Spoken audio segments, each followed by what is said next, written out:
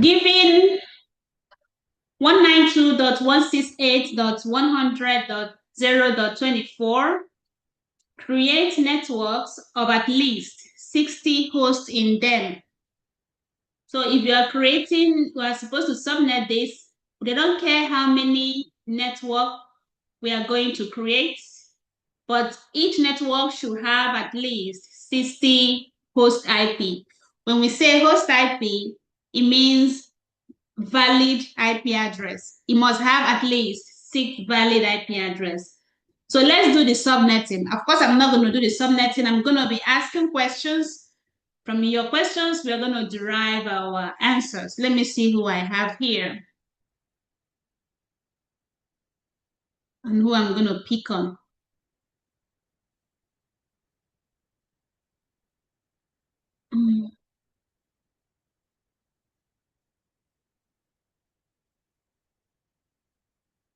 I have two Emmanuels here. Oh no, okay. Felix said he's out. I don't wait, how many are we here? What's going on? We have low attendance today.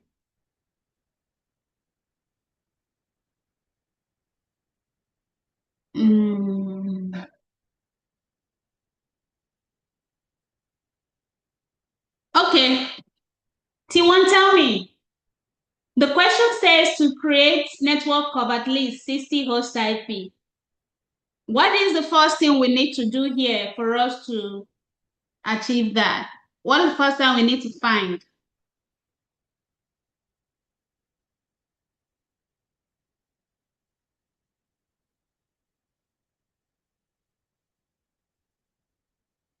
T1, are you there?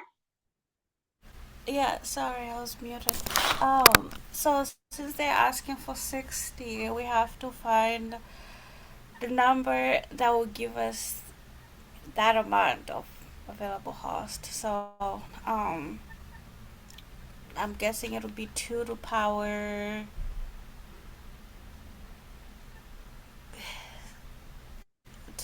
7, maybe. So we are subnetting based on number of hosts. And with that, it means we need to reserve a specific number of bits to make sure that whichever or however which number of networks we create should have at least 60 hosts in them. So the first step is to find the number of bits that we need to reserve so that the networks that we create will have at least 60 hosts in them.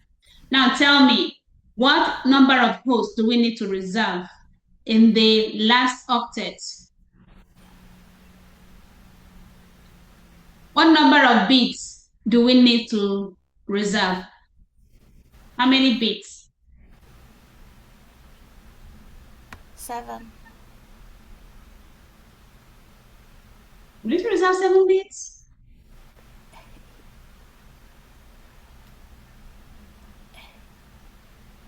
Six. We need to reserve 6? Yeah. 1. Okay, we need to reserve 1?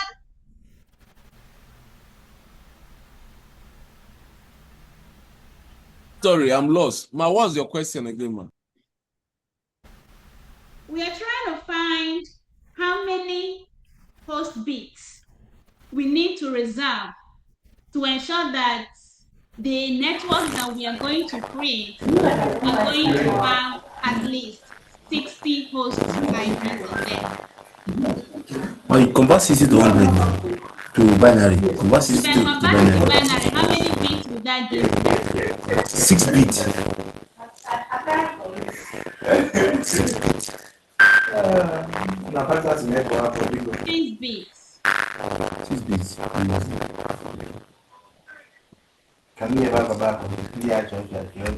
Let me grab my board. I think, let me be writing it down.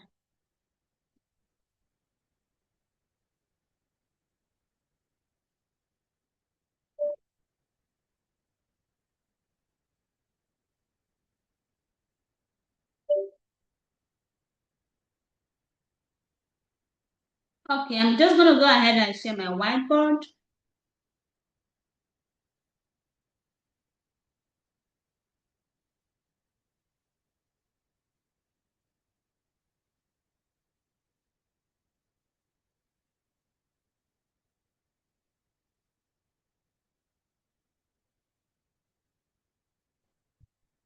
All right.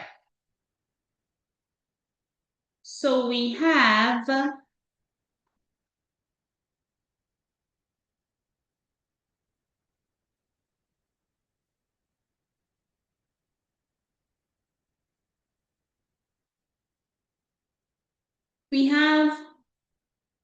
what's going on?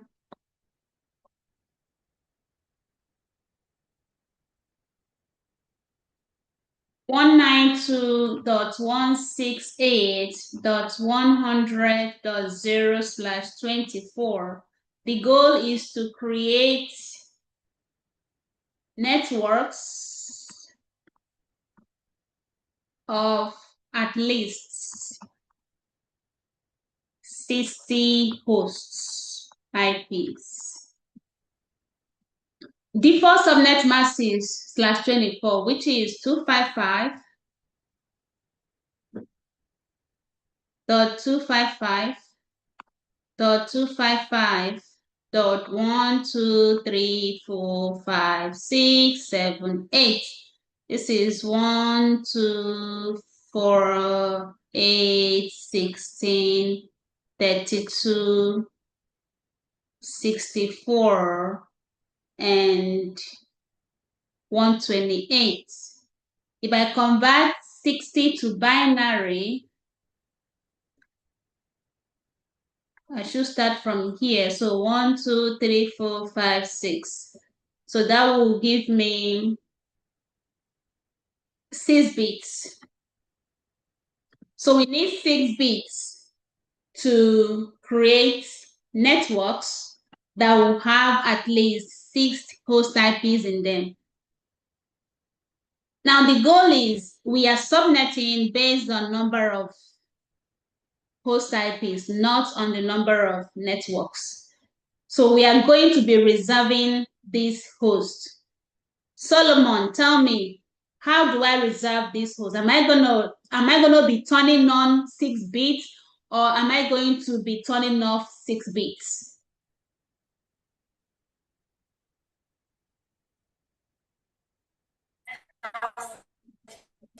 You you will turn off 6 bits. We will turn it on. Hello? Did you say we are going to turn on 6 You bits? turn off. No, turn off 6 bits. From the host side or from the network side? From the host side. From the host side. So we're going to maintain 6 bits turned off, which is 1, 2, 3, 4, 5, 6. So we need to make sure that this 6 bits remains turned off so that we will be able to create the available or the required network. That means whatever is left, we are going to turn it on. This and this. Now, let me see.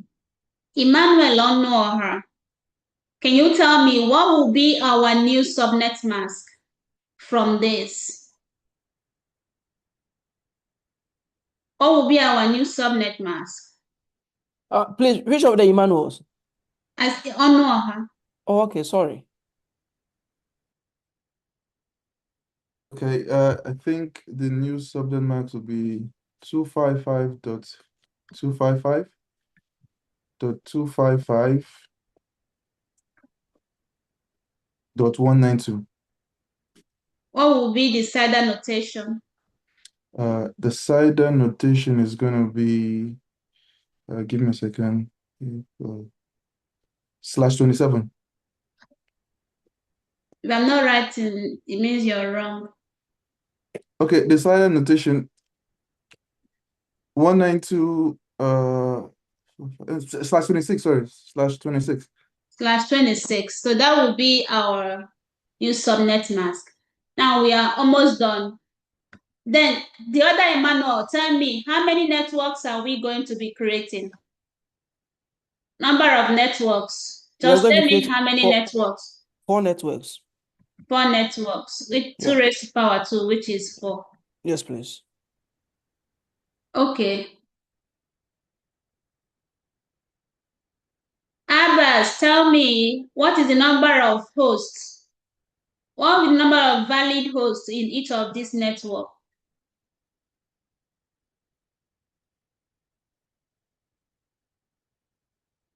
What will be the number of valid hosts on each of these networks?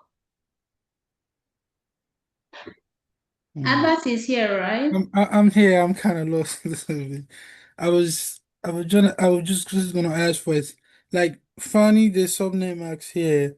Do you have to get the 120 92 from the from this network that has been given? How do you find the 192 here? We added the bits that we turned on, their position in the binary table. That's how we got 192.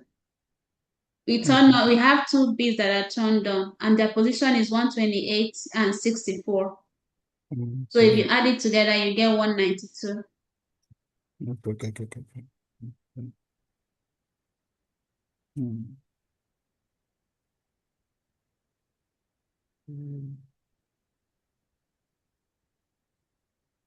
Okay.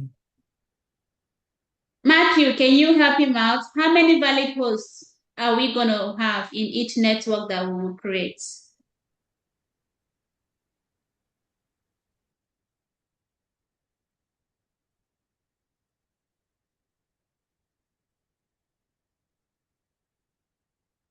Matthew, are you here?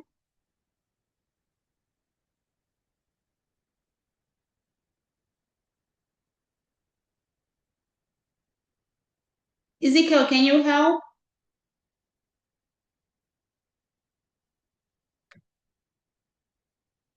We're trying to find, you guys did this assignment, so I want to hear, what did you do? What was the valid host that you have? I Please, think can I it's answer? 14. Ezekiel no, let Ezekiel answer. Ezekiel, go ahead. Okay. I think it's 14, ma. 14 valid hosts. Yes. 14 hosts. Justify, how did we arrive at 14? Because we have a formula 2 raised to power h minus 2. Okay, what is our H? Our h is our h is 6. Okay, so 2 raised to power 6, right? Yes. Minus 2. 2 raised to power 6, give me what? 64. 64 minus 2.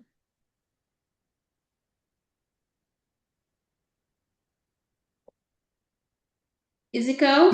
That's 62, ma.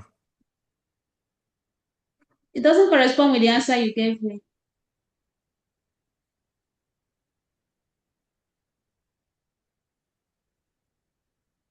I want to understand how you arrived at 14 holes. That's what I want to know.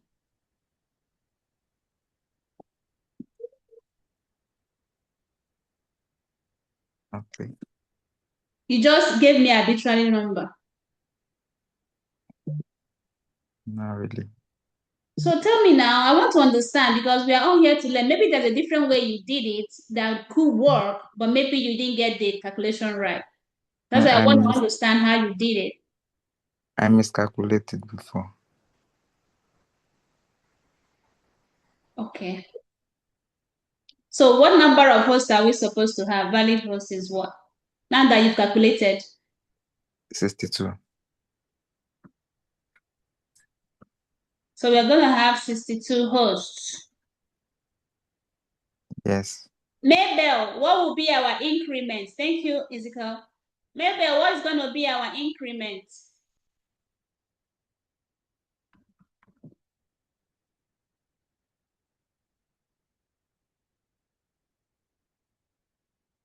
Mabel, you here?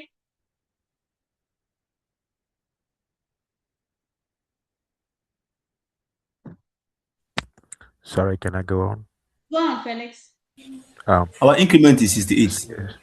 It's gonna be 256 minus 192. Tell me, what will be our increment? What is the value? So that's going to be 64. 68, not 64. Oh, yeah, 64, sorry. Yeah. 64 on which I octet? will do 256 minus 192. 64 on which octet?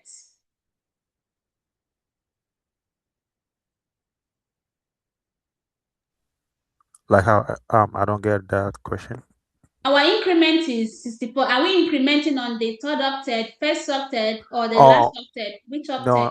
on the third one. On the third On octet. the fourth one, the one that we are dealing with, the fourth one. Yeah, sorry. 64 in the last octet. Yeah, the last update. Yeah, because the three first ones are occupied. The three were they are already filled up, so we don't have anything over there left. Yes, yeah. Okay, so we have everything we need to list our IP addresses. Let me see the next person to pick on.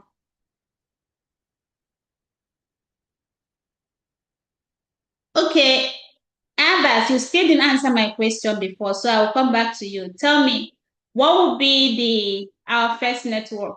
We have everything we need to find our 4 networks. According to our calculation, we're going to be creating 4 networks. So what will be our first network?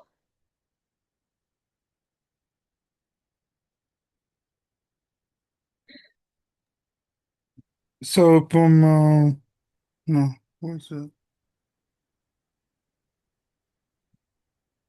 We're trying to list all our networks now. The 192, I should start writing? okay, 192. Let me Uh-huh. see. 168. That is not point. That is called dots. Oh, I mean that. Sorry. Dot 168. Uh-huh. Dot 100. Dot 100. Mm-hmm. That that that's one. If I'm not writing, it means you're wrong. No, that's 0. Dot 0. What will be our second network? Will be 192. Mm-hmm. That 168. Mm-hmm. That 100. Mm-hmm.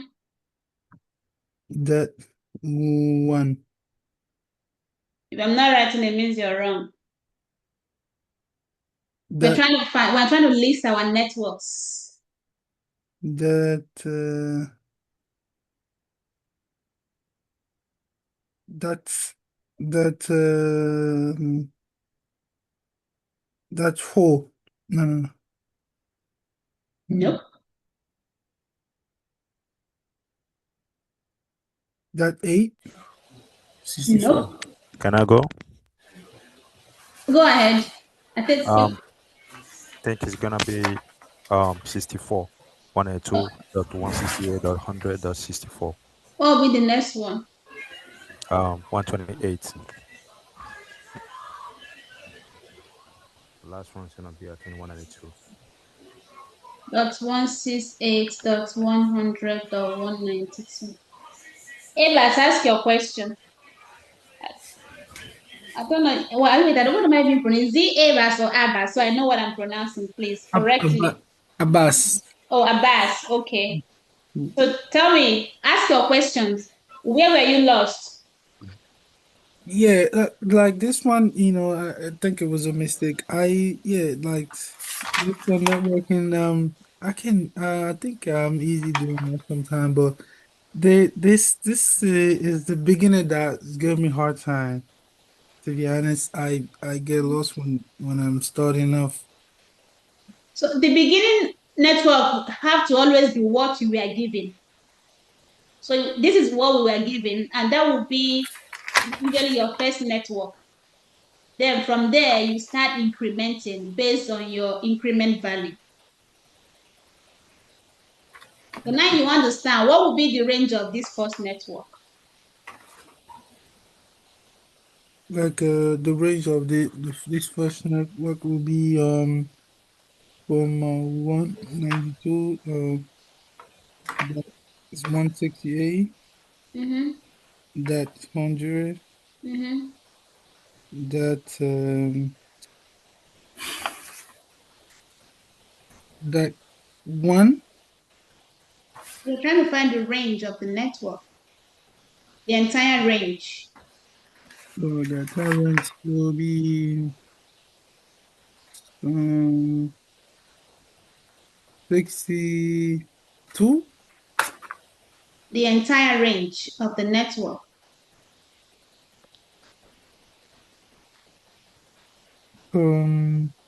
You mean from the first one and to the second one, right? The first network, we are trying to find the range. What are the IP ranges? The entire IP range for that network.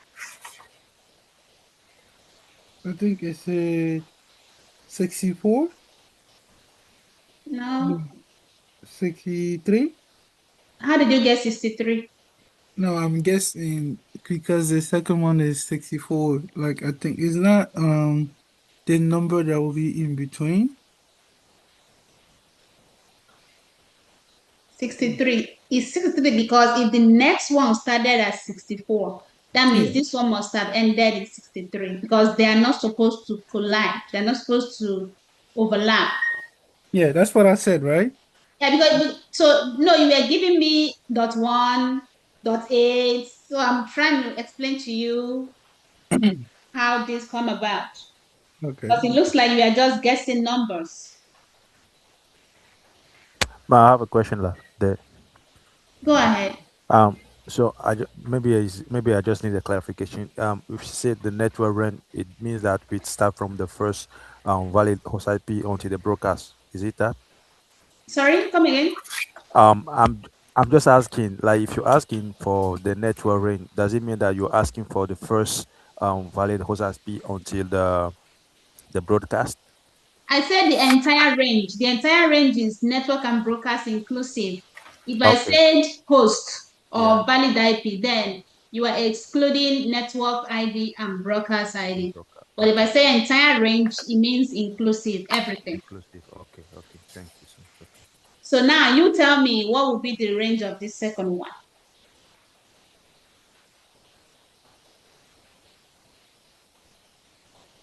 Felix, you're the one asking me a question, right? Answer this one.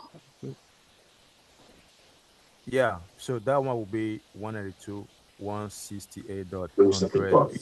dot 64 until 192, 182, 168 dot 100 dot 127. Give me the next one.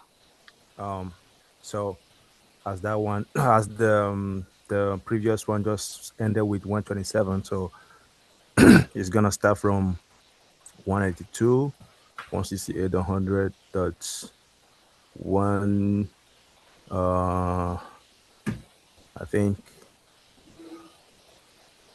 28. Yeah, because that is that the previous one ended with 27, so the next one will start from 128 Okay. until, wait, let me calculate this, until 191. Yeah. Give me the last one too. What? Yeah, give me the last one. um 191. So the last one was we start from 192, 168 dot 100 dot 192. Okay, it will start from Mm-hmm. there until 192, 168 dot 100. Wait, let me calculate this. um so as because it's the last one's gonna end with 255.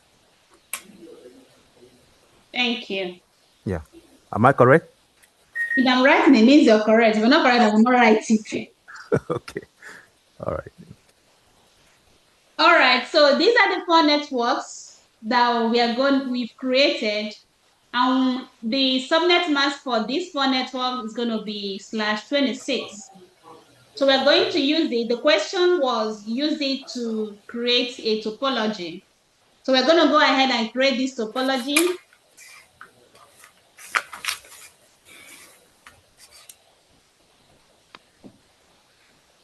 Right here. Let me go back to let me stop sharing this screen and I'll go back to my packet tracer.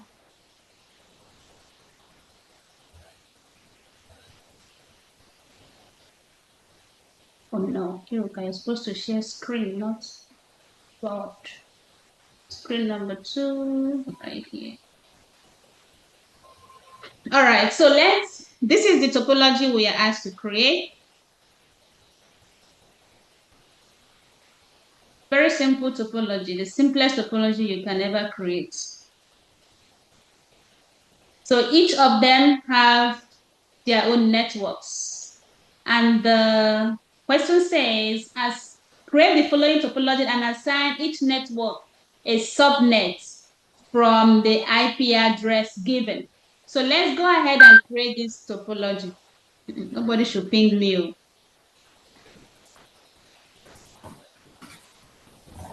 Let's start creating the topology first. So I'm going to bring an empty router because we need 4 interfaces. And then I'll bring in 4 switches.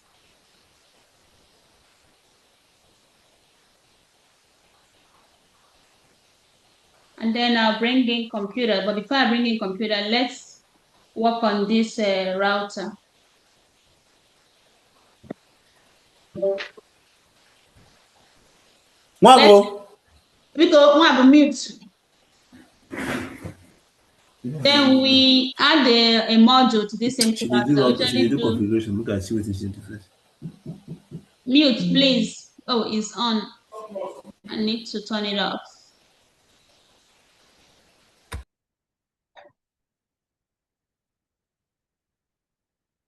Let me find somebody that is not muted and mute person. Okay, he has muted. All right, so I'm going to add an empty gigabit interface here. I need 4 of them for now. My question, the Go interface ahead. that you're selecting, can you explain the difference in between them? So each of them, it depends on the speed. And like why I like using CG is this is the gigabit interface. This is a copper gigabit interface. This is the copper fast Ethernet interface. And I need the one that will be able to, I will use, so these are RJ45 ports, in fact. Okay. These are network interface cards. And these are the two that you will get that in your copper fast gigabit and then the copper fast what am I saying? Copper gigabit port, Ethernet port, and then copper fast Ethernet port. These are the two I like using. The other ones are for different purposes, like this one. What interface is this? This is like a serial port. So it depends on what you want to use your port for. I'm still going to use no, this is not a serial port. What port is this? This is a fiber port. Okay. This is a fiber port. Then this is a serial port. So you see the differences in the images that you see. So you have to know what port you're looking for. I'm working with a copper fast Ethernet port and gigabit port, which is normal RJ45 ports.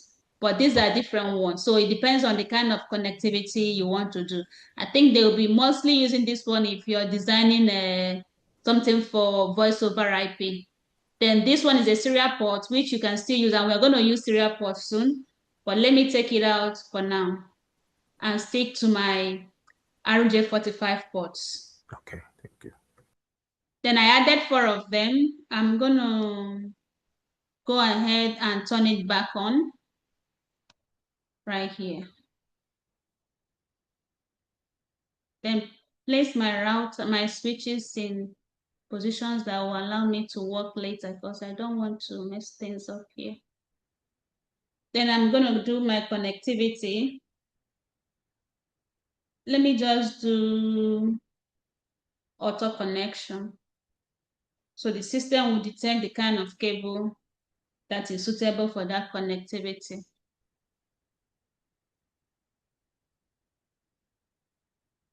And then I'll bring in my computers. I'm gonna just do two computers per network. I think the question said 4, but let's do 2 because we're gonna bring in more computers later.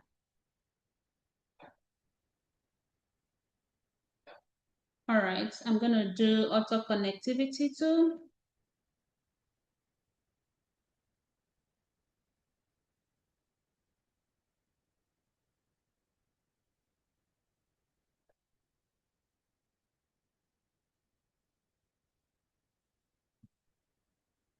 All right, so let's go ahead and configure the interfaces as said. We're going to label this network 1, network 2, network 3, and however you want to label it.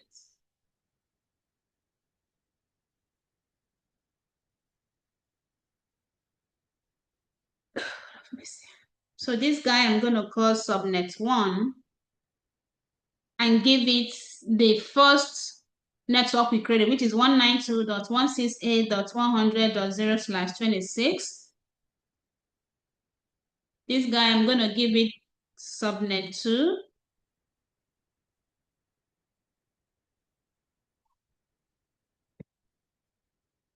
Subnet 2, which will be 192.168.100.64/24, sorry, /26, and then call this guy subnet 3 and give me 192.168.100.128/26, and then this one I do subnet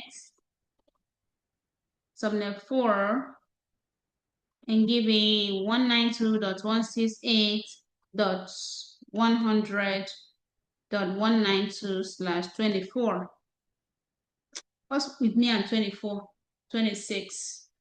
All right, so each of them will have this network. This network will be here. This guy will be responsible for this. This interface is right here. And this guy will be right here. So the question says, assign the first valid IP of each subnet to the corresponding router interface. So the first network for the first valid IP of each of the network are going to be assigned on the router interfaces. So let's determine the interfaces. This is G20. This is a 10. This is a. I just want to find out the right interfaces before I start typing. This is G3. Okay. So for this interface, which is on subnet 1, Solomon, what is the first IP address for that interface on that network? On subnet 1, what is the first available IP address?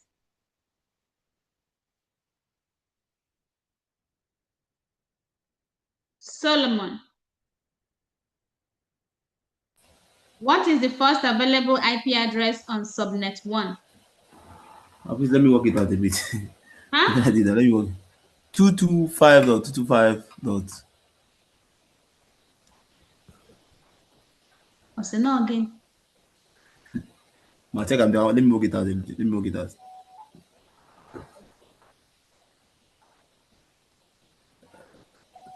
What interface is that? Let me just type config T. Now I'm going to enable the router, do config T, and then go into interface G2/0, apply no shorts.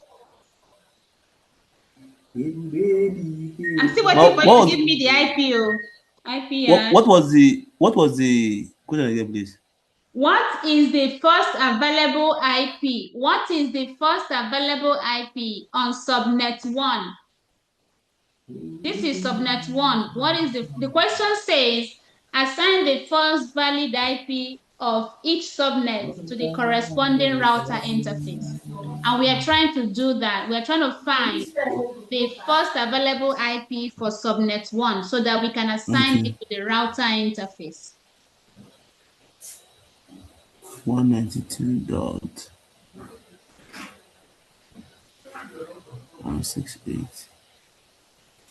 192.168.100. Those how many zeros? 20.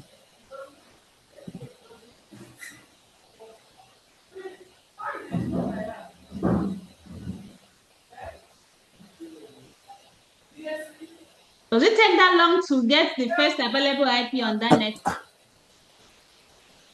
Not really. T1, The help him out. first, no, What no, is no, the no. first available IP here? The first available IP there is 192.168.100.1. Why did that take you forever? Don't mind me. I was a bit confused, so I have to be correct this time around. Okay, now that you know it, what is the first IP for subnet 2? This is G1/0. What is the first IP for that interface G1/0? For subnet what, man? Subnet 2.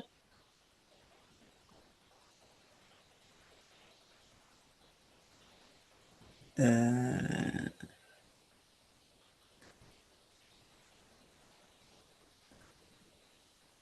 225 dot. Yes, but not 225. Wait, okay, 192.168 Mm-hmm. dot 100 dot 129. For subnet 2.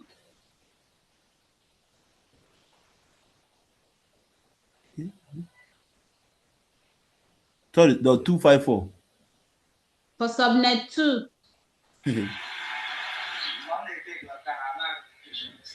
Hey,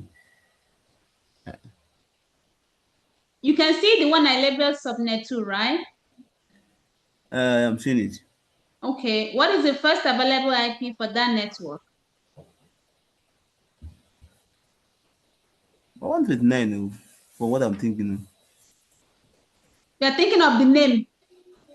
129, 129, 129. For subnet 2.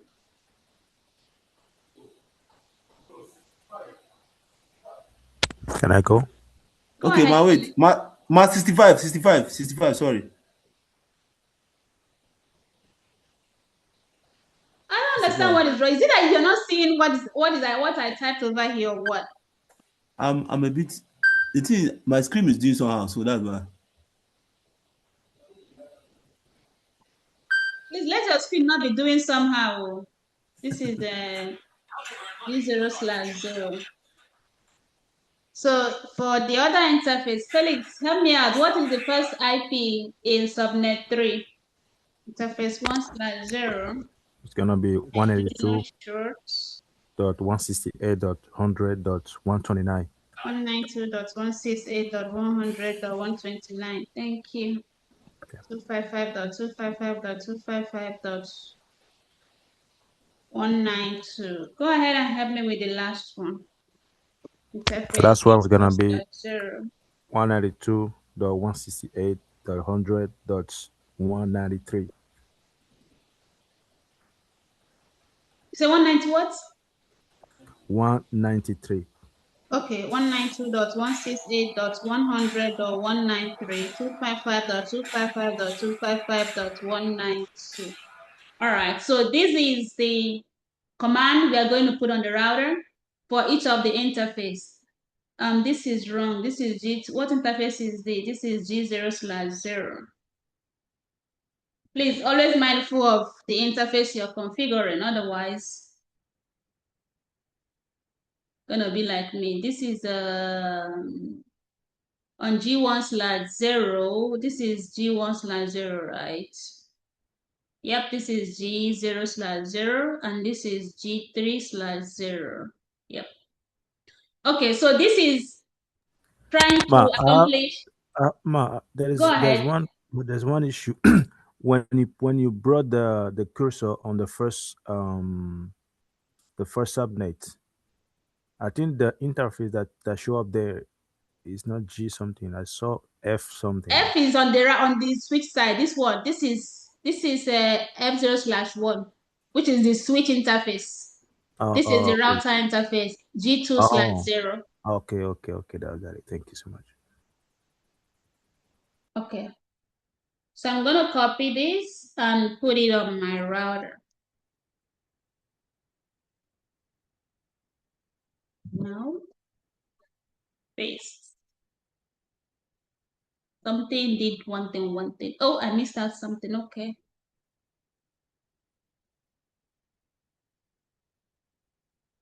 Where did I miss out something? I see it, but then I don't want to see it. I know what I will do because I don't want to have to come and be troubleshooting this interface that I configured. Let me just turn it back off and turn it back on. So because I did not save the configuration, if I turn it off and turn it back on, it will wipe whatever has been put there. Because I didn't save it, it will go back to the initial running config. And I want to correct the error before I do that. I don't want to have to go and be troubleshooting that interface right now. Okay, so right here, I did put G. That was the error there. Let me copy it again and paste it right here. No, paste. Because everything should just run well. Let's see.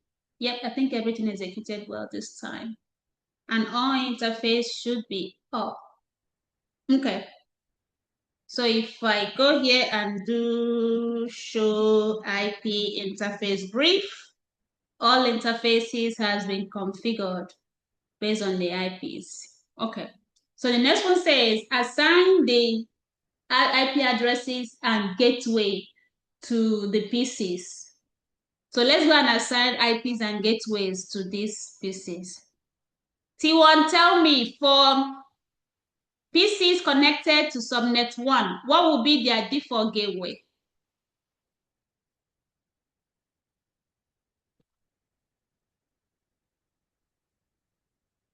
For the PCs connected to subnet 1, what will be their default gateway?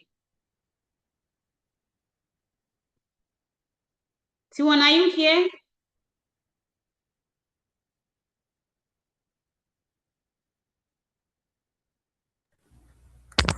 It's gonna be 92, 192. Oh, I'm confused. Sorry.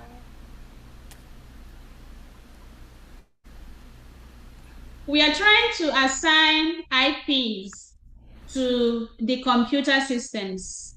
And the question said to also add the gateway to the PCs. And we already set up the interface, the router IPs. So now for us to give it a default gateway, what will be the default gateway of computers in subnet 1? What will be their default gateway? 192.168.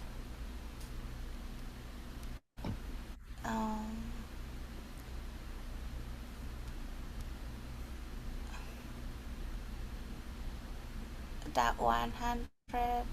Mm-hmm.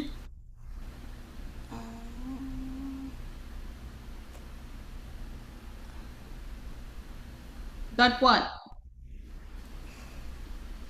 I don't know the right number.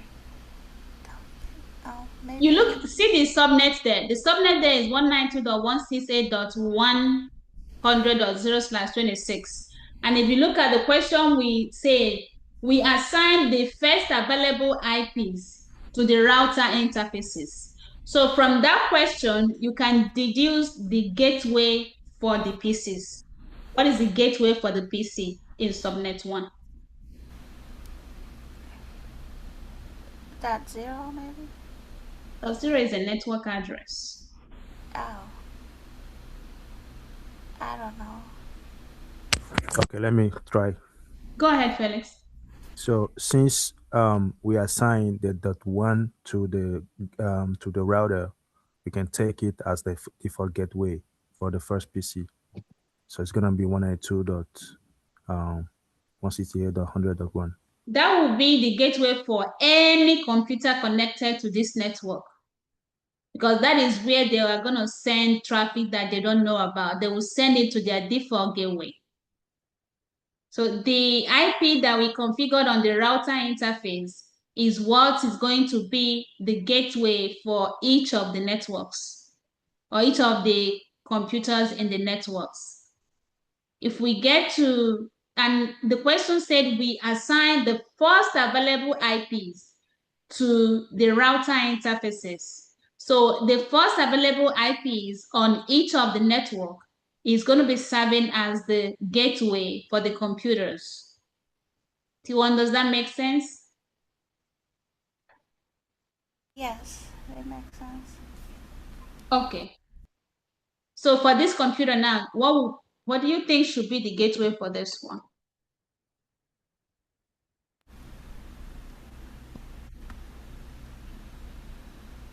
Um, 192.168 dot 100 dot 191. We are still on subnet 1. Oh, that one. Dot 1, thank you. For the PCs in subnet 2, what would be their gateways?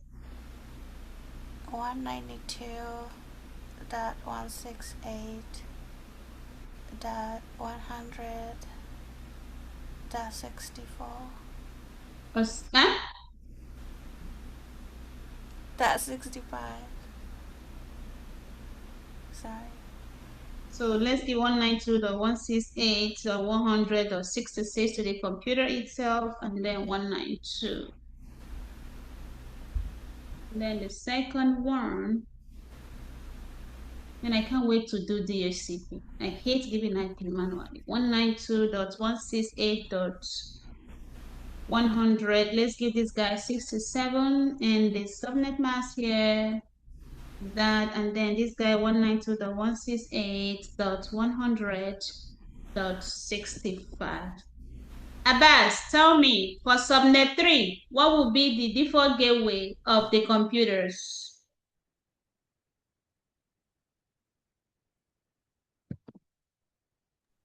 Alright, subnet 3. Okay, let me see here. First, second, 3. Alright, is it 3? Subnet 3, Okay. Let me see. It's gonna be 1. Okay, 100. okay? Subnet 3, 100 and 190, 129. Thank you. So we'll give that to this guy as well. 192.168.100. I give the 66, I give it 67. Do 192. Never mind. 192.168.100.67. 192. This will be 192.168.100.129.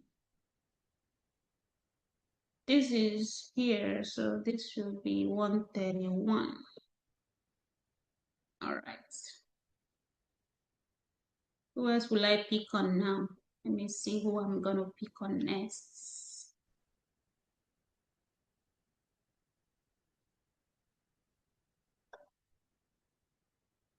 Ezekiel, tell me, PCs in subnet 4, what will be their default gateway?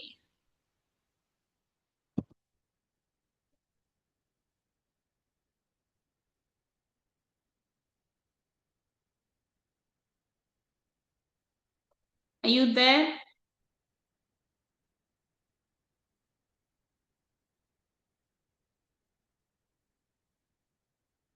Zico.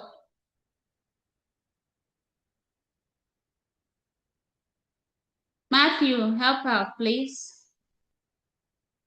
What would be I'm the... here. I'm here.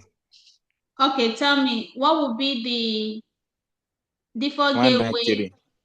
193. Sorry? 193. 193. Thank you. Yes, ma'am. So the other one here is going to be 192.168.100.195. Give 192 and 192.168.100.193. All right. So all computers have IP address, have subnet mask, have default gateway, router is configured, and the next question says test your connectivity. So let me think that again.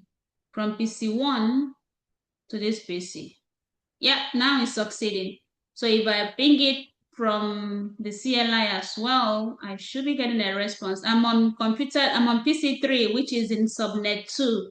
So let me ping somebody on subnet 1. Ping 192.168.100.2 lives in subnet 1. First one will fail, and then I expect the second one to succeed. Yep. Then ping somebody on subnet 3, which will be 130. First one will obviously fail, and then I should get the response right back. All right. Then ping somebody on the other network, which is 195. Do I have somebody 195? I should. Okay.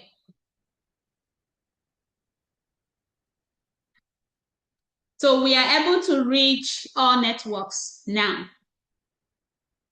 That completes this assignment that we're given for the week. So we have the router. We assigned the first available IP addresses from each network to the interfaces. And then those IPs on the routers becomes the default gateway for the computers. In a production environment, that may not be the situation. The router IPs is not a mandatory that it will always be the default gateway. Where you have what we call a 3-tier architecture environment, the router interface will not be the default gateway. It's gonna be the maybe the gateway on it's gonna be the IP address on maybe a layer 3 interface that you're working on. So it doesn't have to be the router interface, but this is a small setup. So you only have a router. Where you have only router, the router will have to serve. If you have just a firewall, the firewall interface will also serve. But if you're doing a 3-tier architecture, then you have layer 2 switches, have layer 3 switches, and then you have core routers. Of course, your default gateway will live on the core switch instead of the edge routers. Questions here before we proceed to what we have for today, because we have not even done what we have for today. This is trying to solve the... Please, I would like to ask, why is there any time you test the connectivity, first attempt it fails before you try a couple of times before it can go through? Thank Because you. there's something we call ARP, Address Resolution Protocol. ARP needs to happen first before the applications are sent. So ARP is where the computer checks its ARP table and find out I have a gateway, but I don't have the MAC address of my gateway. Because if it is communicating to someone on another network, it needs to send the traffic to the router. So to send the traffic to the router, it needs to collect the MAC address of the router interface. And then when it comes back, it will now use it to construct the message So the process where it gets that information from the router and come back is when the first one fails. But before the second message will go out, it has completed app and then able to send the message to the router. So that's why the first one always fails. Okay, thank you very much. You're welcome. But Go ahead. going to the same question, is it because of the system is virtual? Because sometimes we do it and it comes, in a single click. Sometimes it takes If time. Is if it if because the of that? table, if the device already have the app on it, it's not gonna fail. But if it does not have if it doesn't have the app table, if it doesn't have the app entry in the app table, it will need to fetch it. So the first one will always fail. It do happen on a real device environment as well. Okay, thank you. Yeah. Like if I do this ping again right now, I don't expect it to fail again. If I do it right now, the first one won't fail. I think I was testing from this computer now. Yeah. So if I ping it again, it's not up to 10 minutes, so it should still have app entry. So it's not going to fail again because it's already have the app entry for that router interface. So it's not going to be doing app again until that is cleaned up. Let me see if I can show that app. Yeah, this is the app table on this computer. So it needs to get this IP address mapped to the MAC address of the router before it can set up the communication. So why it fails is that it comes to check this table, it does not see this mapping. It has to set up this mapping first. So the process where it's trying to get the details to set up this mapping is when that first traffic fails. But now that it has it, it will not fail again as long as this mapping is here. Unless if it loses this mapping, because this is a dynamic mapping. After some time, if traffic that is destined to this IP does not come in, it will lose this mapping. Then if you try it again, it will do the process all over again. Very correct. Thank you, ma'am. All right. Okay, question before we proceed. Now let's look at how this router is able to do this, to take the communication from here and move it over here and move it over here. Why is it that it's able to move the communication? Because if you're pinging from subnet 1 to subnet 4, the communication will go from, let me say, from PC4, hit the switch. From the switch, it will hit the router. How does the router decide, okay, I'm supposed to send this to subnet 4? Why didn't the router send it to subnet 3 or subnet 2? But it understood that this is destined to subnet 4 because this is not a rocket science and it's not a magic. It's not a magic. It all happens because the router is able to keep what we call a route table. Let's go to this router and look at the route table.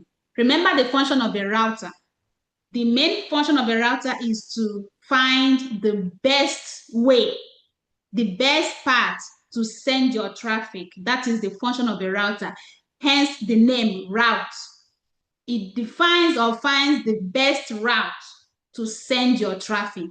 And it does this by looking at a table that it keeps that is called route table, show IP route. This is the route table of this router. Let me copy this route table and I put it somewhere that will be bigger for us to view.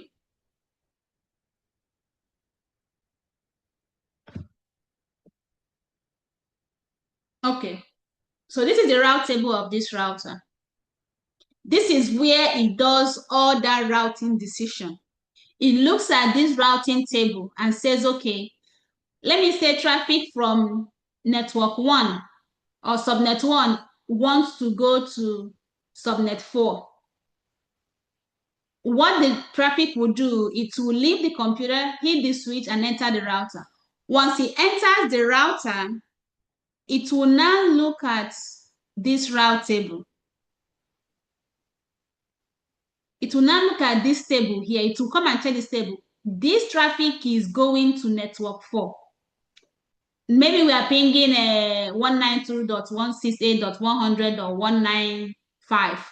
It will come here and check. I have some routes. All this you see here that says C, these are called routes. The router will come here and say, do I have a way I can send something to subnet 4?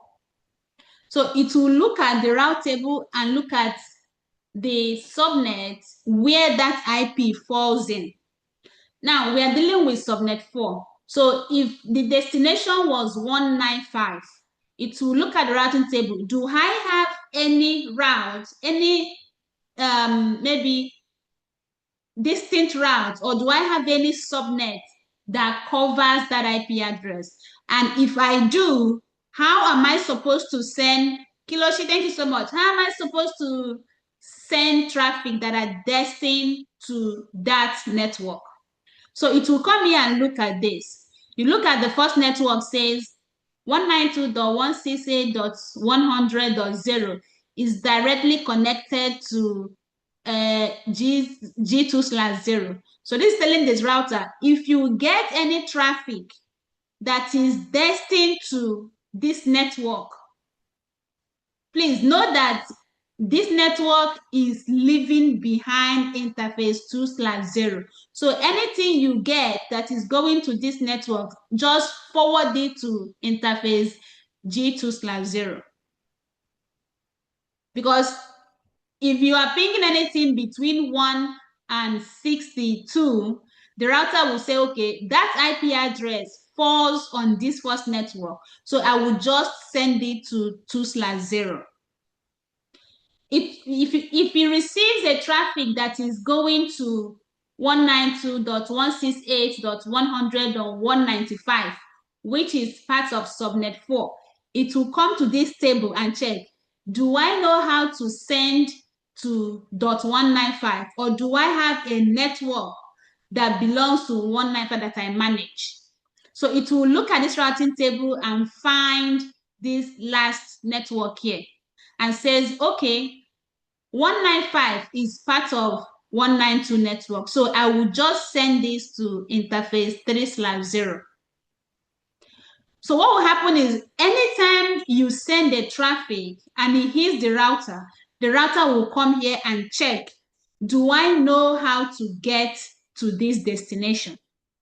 If he knows, it will now find the interface where that network is connected to, and it will send it out that interface. If the router does not have the route, maybe you come here now, you are pinging a 10.10.10 IP. The router will come and check, this guy wants to go to 10.10, but I don't have any route for 10.10. Looking at my route table, there is no way that I can send something to 10.10 because I don't have the route for it. The router will, at that instance, drop that traffic because it doesn't know where to send it. It doesn't know where to send it, and router does not broadcast.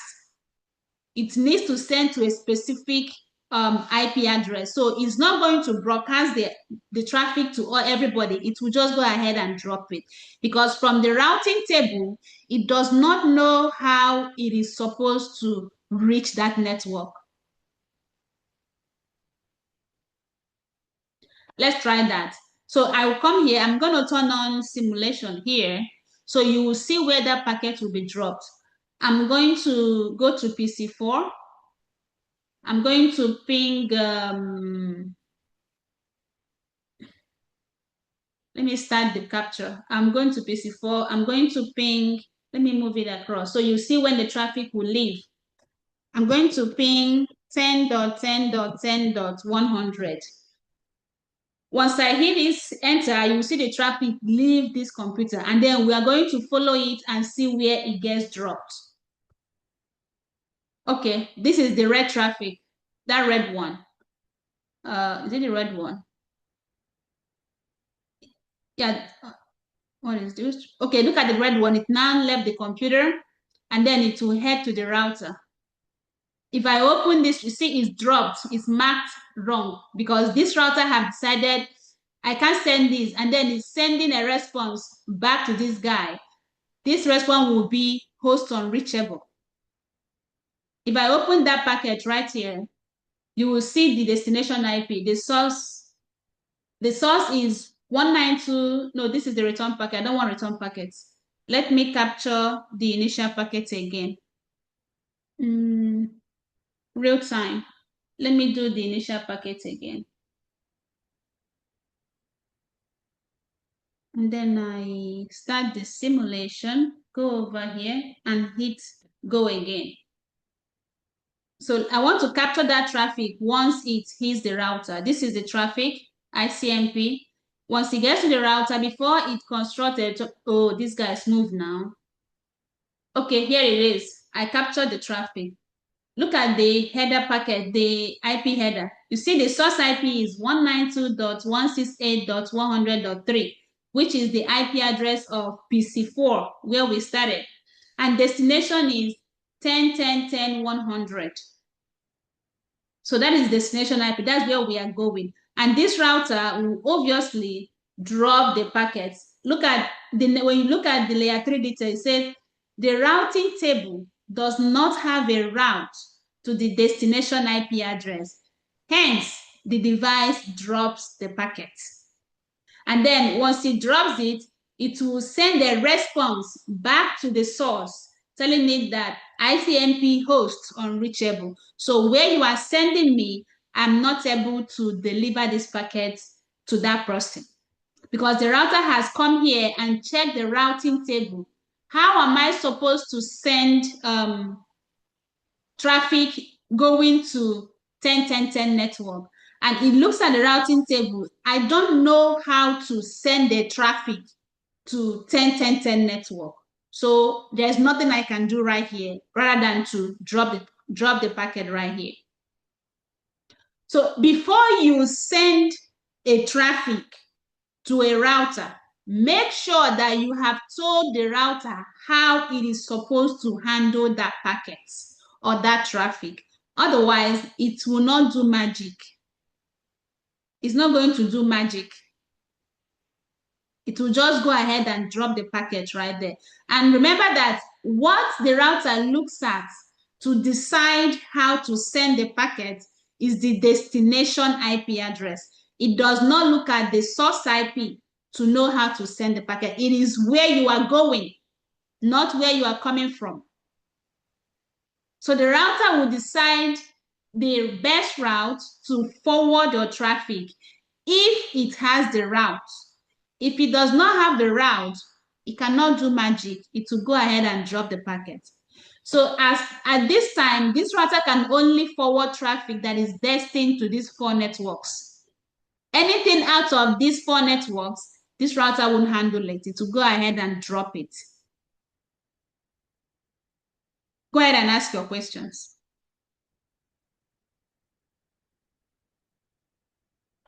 Ask your questions, please. So yeah, excuse me. You was I thought you but when you were trying to configure it was a router. Did I see you just copying all these on your right? These are configuration and they paste it? Or can you do it differently, like put it in one at a time, or Oh yeah, you can put it one at a time. Why I typed it out here is so that you will see the command clearly. When I type it directly, it is tiny, so you will not see the command. But you can go ahead and open and type it directly there. You don't need to do copy and paste. Okay, all right. I only do copy and paste so that you will see the commands before I put it in the router. Okay, all right. So it's only the route you have to configure before you.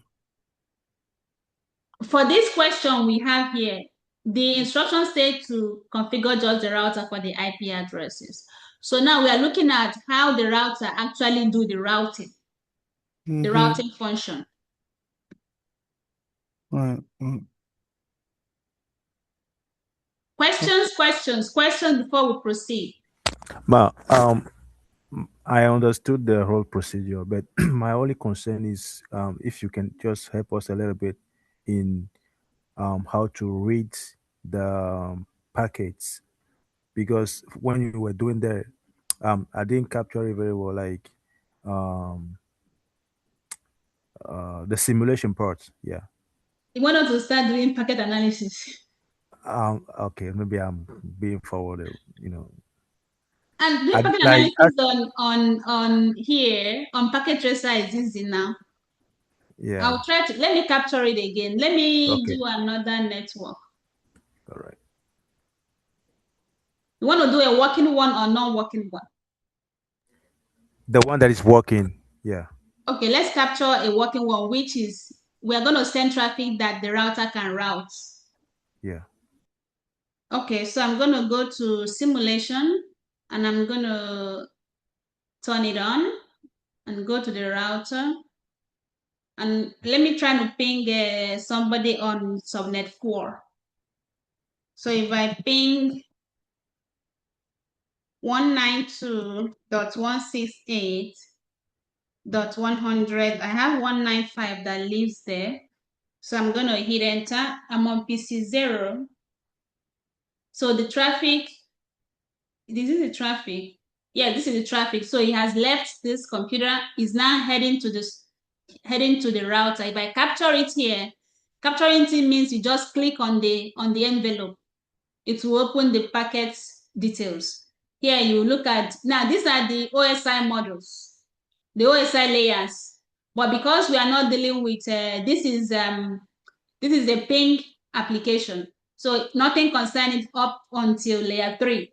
You see layer 7, layer 6, layer 5, layer 4 are all different. If I was pushing something like a TCP traffic or UDP traffic, all these layers will be filled up. But this is a ping packet. So a ping packet has nothing to do with between layer 7 and layer 4. So it starts from layer 3, which is the IP header layer. Now you see the source IP address, you see the destination IP address. The type of message is an ICMP message. This is layer 2. Layer 2 shows you the source MAC address and the destination MAC address. And then layer 1 shows you the port where the traffic was transferred out of. This is the original traffic that left. If you click on next, it will read the packet at what happens at each of the layers. If you do next, this is out layer. This is a packet that hits the router. The same packet over here, because it's going to go and come back.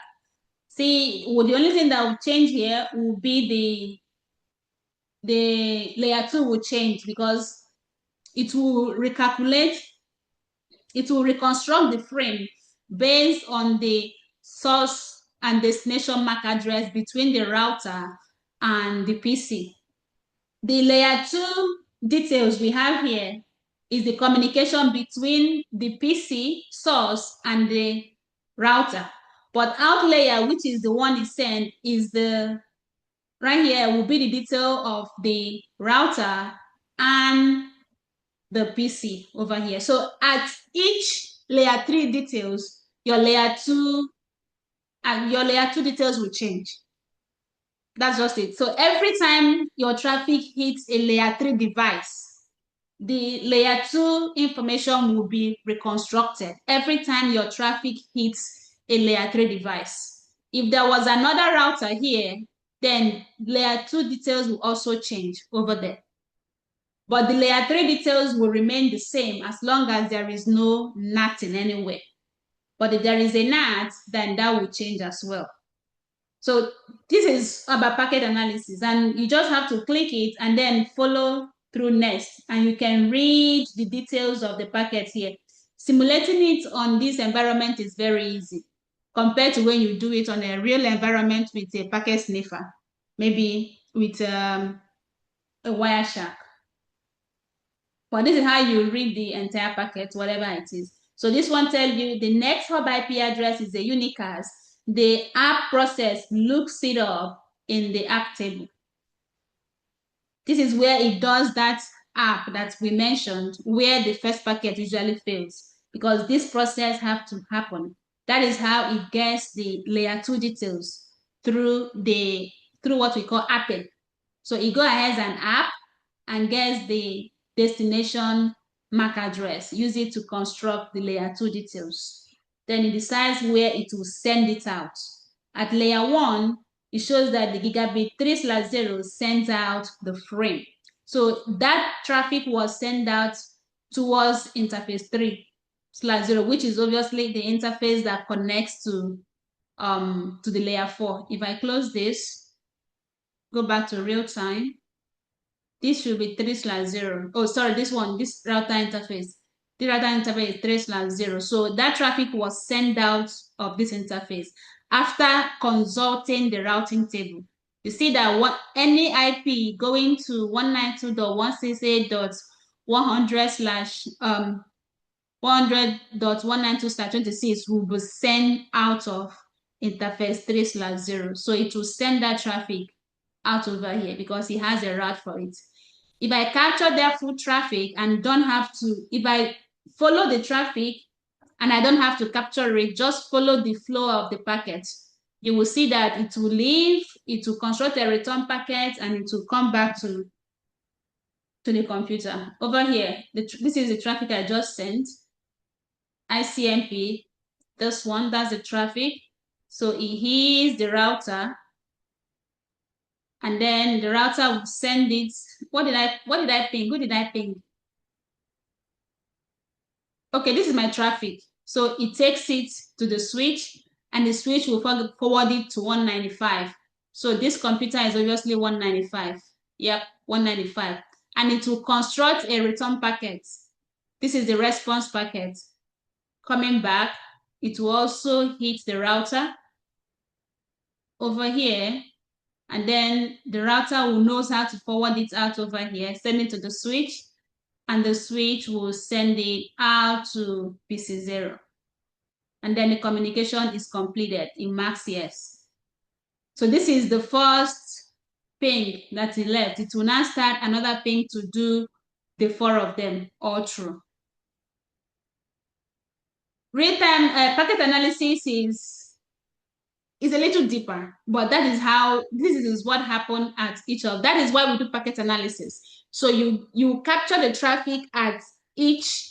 It could be at each device. It could be at the endpoint. It could be at the server. You can capture traffic at any point in time in transit. It all depends on why you're capturing and what you hope to see when you capture the traffic. Does that make sense? Very, very correct. Thank you for the explanation. So there's one more thing. So you said that according to the explanation you gave, it's from the layer 1 to 3 because it concerns the IP headers, right? Yeah, what we did now is a ping traffic. A ping traffic does not have detail in layer 7, layer 6, layer, whatever layer up until layer 4, especially when you capture it on the router. Okay. So it will start from layer 3, which is the IP, where it will see the IP headers. Yeah. So assuming that we put something inside the envelope, like it contains data, so by that time that we can deal with the fourth layer, fifth layer, Yes, sixth if layer. I send something like a TCP traffic, maybe a browsing, Yeah. then when you may not see layer 7 Yeah. over here because this is not a next gen device, this is a router. A router Okay. usually functions from layer 3 down. So it doesn't deal with layer 7 to layer 4, but you may see it if you capture it early on the computer itself. Okay. But Makes if sense. there was a firewall here, maybe a next generational firewall in this topology, and you capture it on the next gen firewall, you will see the whole detail. Very correct. Are we gonna do that? Next gen firewall? Yeah.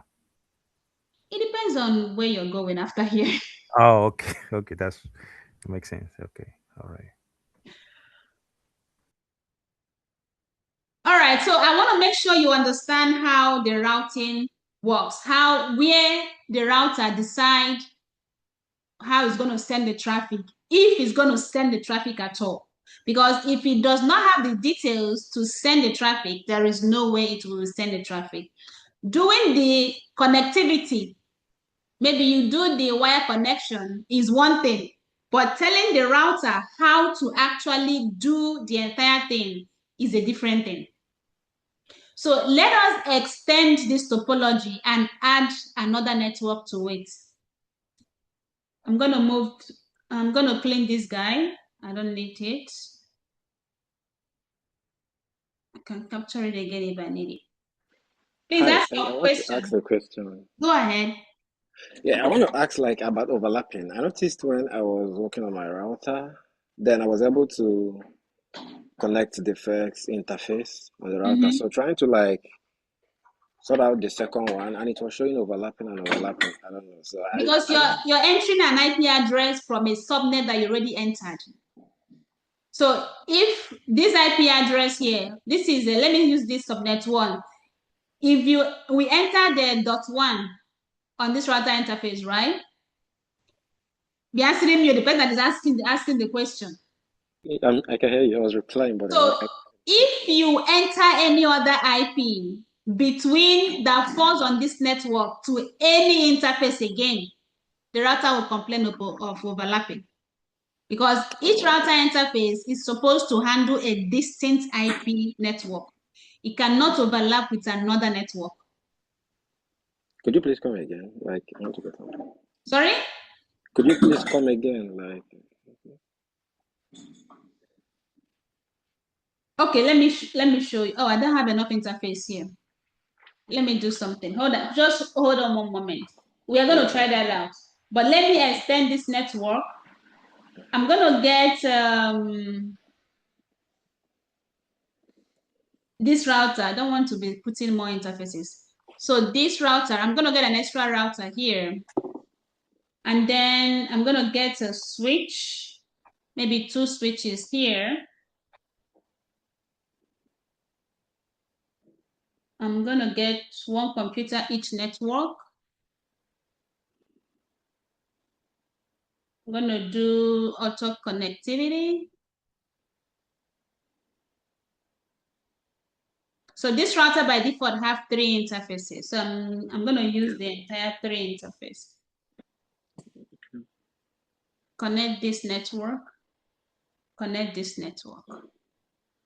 Now let's say that the network for this guy is this network right here. Let's say it is a 10.10.10.0/27. okay. And this network here, this is already subnetted network 110.10.10.32/27 of individual interfaces. Right here. So this network will be handling on this guy. This network will be handling. Let me label it subnet 5. Subnet 5 right here. And then I have another subnet 5 here. Oh, subnet 6, sorry. Okay.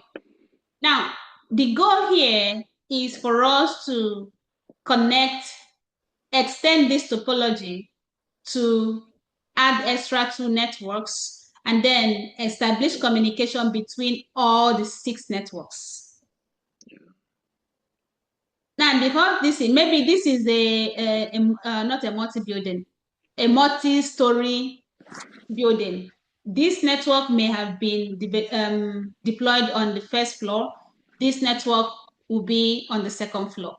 But you want the networks to communicate. You want all the networks to be able to communicate. So on the first floor, you have 1 router. On the second floor, you have another router that connects this network. So let's connect these networks together and see what will happen. First, let me save my config on this guy before I turn it off. Right. Because I need to add an interface to this guy. It doesn't have enough interface. So I want to add an interface here so that I can connect this guy.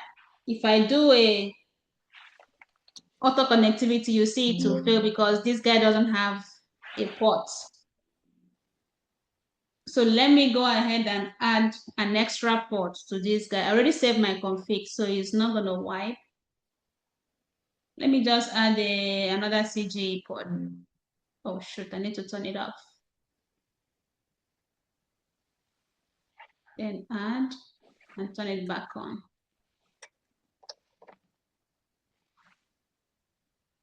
So now I'm gonna do a connectivity between that guy. Over here. Now I have a connectivity between them. Okay, now let me go. This is interface G4/0. iPhone that was asking me a question. I'm going to get an IP, this interface here. I already assigned this interface an IP from this subnet, which is .1. So I will try to assign an IP from this subnet to this network again. Maybe let me do .10 on this network. And this is G4/0. So if I open the router, go to my CLI and type en config t interface G4/0, give it an IP. Maybe let me do no short to bring up the interface and then do IP add 192.168.100.10 255.255.255.192. Hit enter. I'm going to copy out this error message and paste it somewhere. So you tell me if that is the message you're seeing. iPhone. Yeah, I can hear you. Do you see the error message? Yeah, it's the same thing. It's the error message. Yeah, because I am trying to assign an IP address that an interface already claimed to a different interface. So every interface on a router, it's supposed to be servicing a distinct network. You cannot overlap the IP addresses because then you will create a problem in the routing table and then run into what we call a symmetric routing problem. Because now you have, if the router even allows it, now you have two paths where the router needs to be sending a packet. How is it going to handle that? So to avoid that, the router will not even take an IP address from a network that is already assigned to a different IP. So each interface controls a distinct network. That is why it's telling you that it's overlapping. The IPs are not the same, but the network is the same. Okay, gotcha. Does that make sense? Perfect. Yeah, thank you very much. All right. Okay, so now let's go ahead and bring up these interfaces on the routers. Now, like we said, interfaces on the routers controls a distinct IP, and each interface on a router needs to be on a specific IP address, on a specific subnet. So this interface you see here between the routers is what we call a point-to-point connection. Even though it's a point-to-point connection, it needs its own network. So you need to give it its own network. You cannot give it an IP from any of these subnets. You cannot give it an IP from any of these subnets. You're going to give the interface its own network. That is where you will see us use the /30. Because /30 only has two usable IPs in them. /30s are for point-to-point router interfaces, tunnel interfaces. So you assign one here, you assign one here. That way you're not wasting IP addresses. It's not like if you give it a whole /27, it will not accept, it will accept it. But then because you only need two IPs, that's all you need. You need only two IPs for the router interfaces. To reduce the wastage of IP addresses, we will use /30 on a point-to-point connection. Now, I've taken 10, 10, 10, 0/27 here. I've taken 10, 10, 32 from here. I can assign a /30 on this interface. And from another subnet too. Let me say I want to give this 10.10.10.64/30. I want to give it .64/30. So 64/30 only has two usable IPs, which is what? 65 and 66.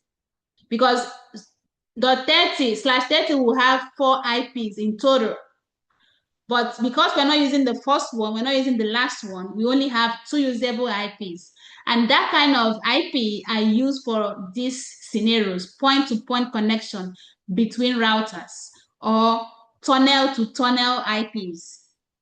So if you have a point-to-point direct connectivity between 2 layer 3 devices, you can use /30 on them so that you don't waste IP addresses. I can do /27 here. It doesn't matter, it will still work.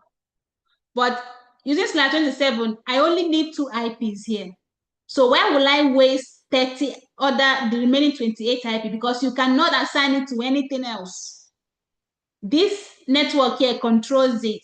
So if you take only 2, you are going to be wasting 28 IP. Why will I waste that IP?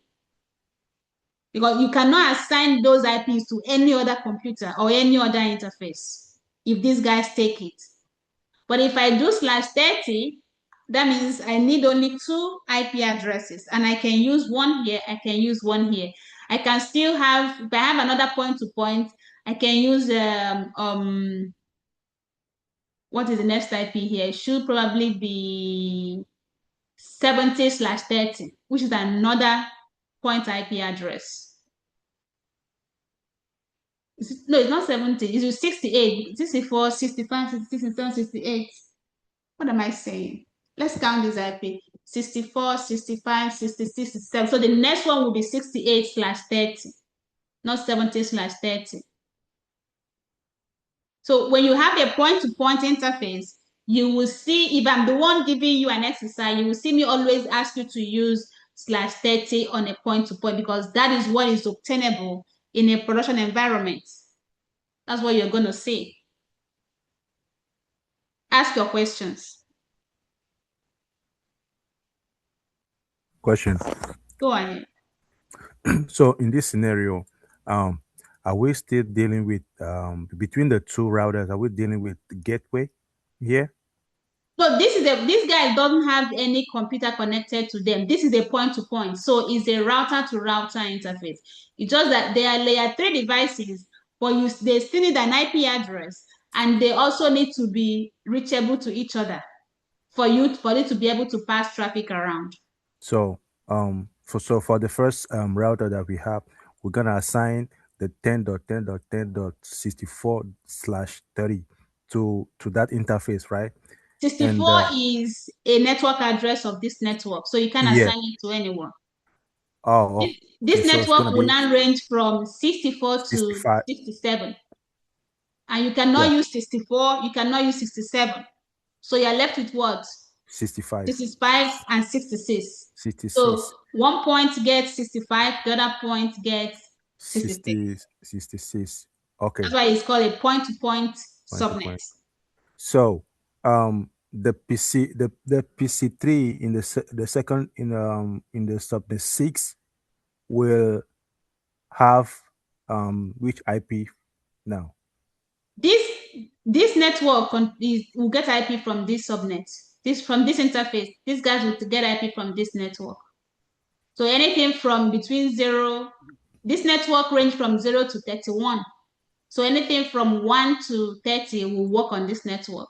This guy is 32/27. So the range of this one is 32 to 63.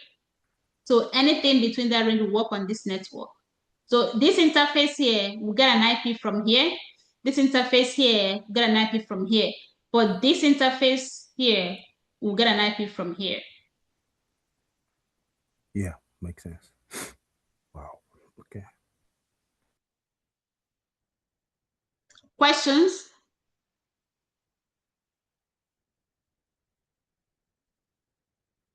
Ask your question now.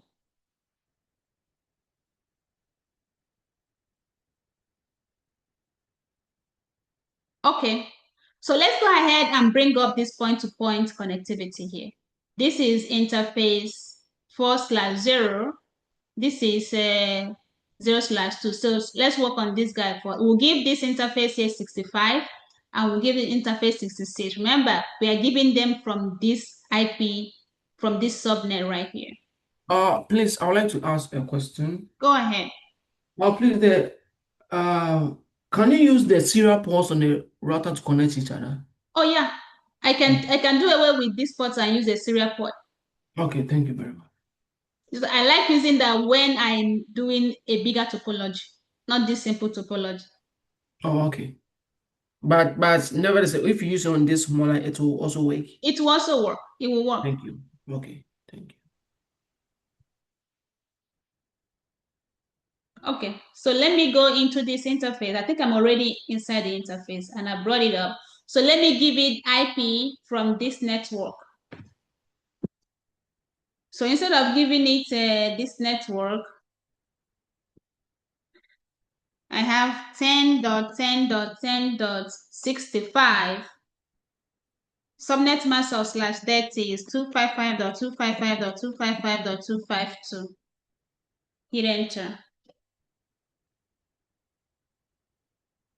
So I go into here on this router. This is interface 0/2, and I will bring it up as well. Do no, then en config t, go into interface G0/2, do no shorts, and then add an IP add 10.10.10.66 255.255.255.252. Do right. Okay. So we brought up these interfaces. Now let's go and configure this part of the network and this part of the network. This guy, we are going to, just like on the left side network, we are going to be assigning the router interfaces the first available IP of each network. The first available IP of each network, we are going to be assigning it on the router interfaces on this subnet. So this is G0/1, and the first IP address here is obviously .1. So we open this, wait, what interface is that again? This is interface G0/1. So we'll go into G0/1, interface G0/1, do no short is bringing it up, and then do IP add 10.10.10.1, 255.255.255/27 is 224. Hit enter. Then the other interface is should be 0/0, I believe. Yeah, 0/0. So we'll go into interface 0/0, do no short, assign IP add 10.10.10.33, 255.255.255.224. Do right. Okay.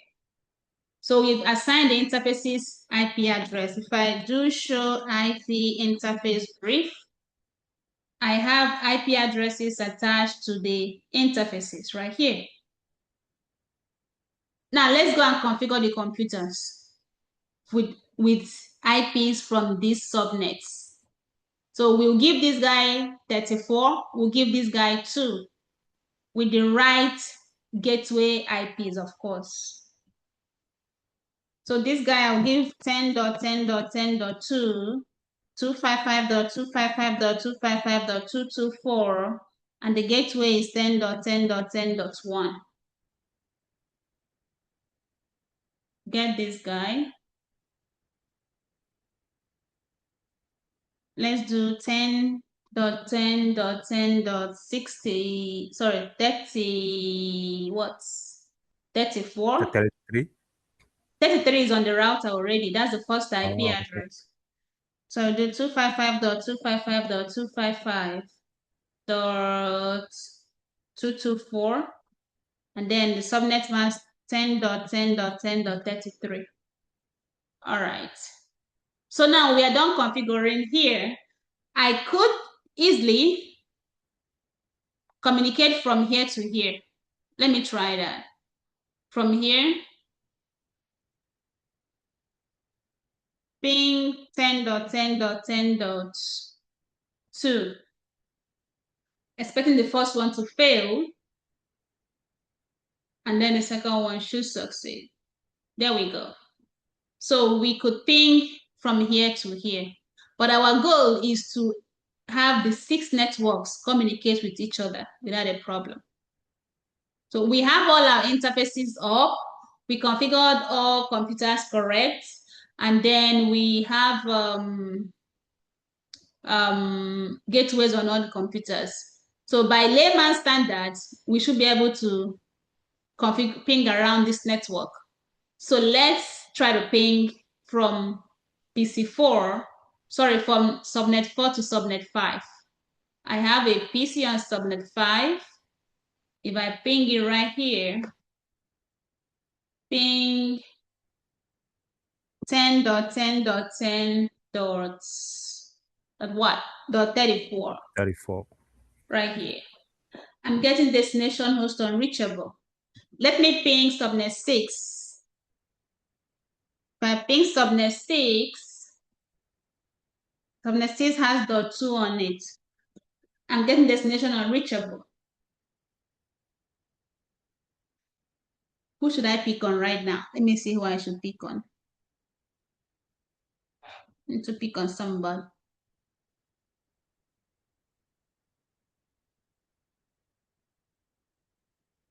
Felix, Yeah. tell me, what do you think is going on? Um,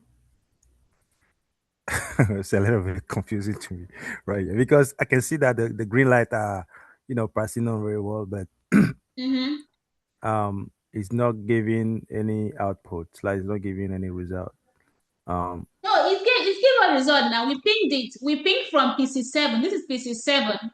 We pinged PC9 and PC8. But each of them gave us destination host unreachable.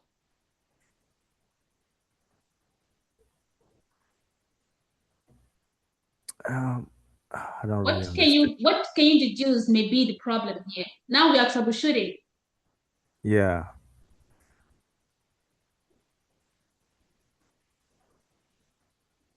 Um, because this kind of scenario I've never experienced it before, like combining the two routers together and bringing the subnet from connecting the two subnet to two routers. This is the basic configuration you can ever see anywhere. I have worked on an environment that had about 52 routers connected to them. Yeah. So 2 routers is as basic as possible. 52 Wow. routers. 52 routers. Only 52. Ah. God, I beg you.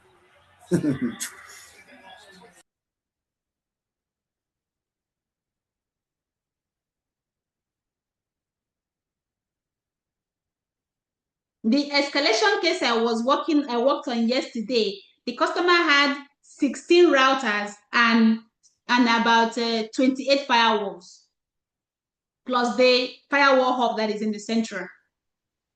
The escalation that made me not to have a class yesterday.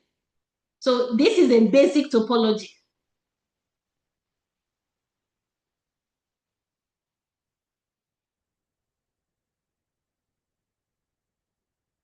T1, tell me, what can you deduce could be the problem here? Why are we not able to ping? The computers have the right IP addresses. The interfaces on the routers and the PCs are all green, meaning they are up. We confirm connectivity between computers connected on the same router, but then we are not able to ping across the router. What do you think could be the problem?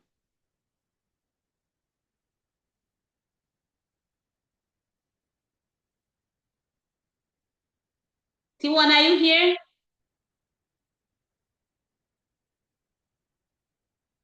If you're talking, you're on mute. Yes, I'm here. I mean, if the router is not working, we have to configure. We configure the router. The router is working because traffic between PC9 and PC8 is working, and it goes through the router to get from PC9. We'll go to the switch. From the switch, hit the router. From the router, hit the switch, and then get back here. So the router is working. And also on the topology, the initial topology we had, we confirmed that all these guys all these guys are able to communicate with each other without a problem. So the routers are working.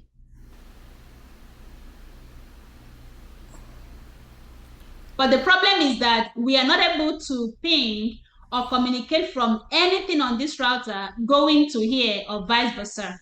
So what could be the problem from the explanation that I've given before? Because I think maybe the routing table. I think the current topology we have created, it lacks the routing table of the previous network. So the routers cannot communicate well. The routers cannot communicate well because the routes are not there. Remember, we say there is no magic. Between the The routers. function of the router is to route traffic, but then you need to tell the router how to do that. It's not going to magically do it. The only way that router will magically, which is not a magic, know how to reach a network is if that network directly lives on the router. But I suppose this question, I suppose it first. When you were bringing up the two routers, I asked you first that question. Yeah, because we need to configure the routers and tell the routers how to reach each other. Okay. This interface here, or this interface here, is a point-to-point. It only establishes communication between this router and this router. Anything behind these router 0 does not know anything about it. Anything behind router 0, router 1 doesn't know about it by default. But anything that is connected directly to the router will automatically ingest the route of those networks into its routing table as a directly connected route. That is why once you plug it, give it an IP address, the router will automatically populate that network on the routing table. Like this network that we already put here now. If I check the routing table again, do show IP routes right here. Let me copy this and I'll put it somewhere. Put it right here. So this is the routing table of this router 0. You see the 10.10.10.64/30 that we connected to it, the router automatically installed the route. So it will be able to send any traffic that is going to 10.10.10.64/30. And you can see that all the routes we have here have the codes that say C. They all have the code that says C. What does C means here? This is the legend. So C means connected. It means directly connected. So once you directly connect any network to a router, the router will automatically fill it up in its routing table. But it has to be directly connected. Anything that is not directly connected to the router wouldn't know how to reach it. Subnet 5 is not connected to the router. Subnet 6 is not connected to router 0, so it doesn't know how to reach those networks. If I view the routing table of router 1, let's do that. Do show IP routes right here. What is this? Oh, okay, this is the older router, so that's why it does this. So let me copy that, paste it over here. Let's compare the two tables. So this is from router 0, which is this router. This is from the router. These are their routing table. This is where the routers check how they can send traffic across. So router 0 knows how to get to all the directly connected routes, as you can see. Router 1 knows how to get to the 10-10-10 networks. If you see here, you will not see any 192 route here. What you are going to see here is 10-10-10-0/27, and it's telling me that this is directly connected to 0/1. Then you see the IP address that is configured on the interface itself, which is 1/32.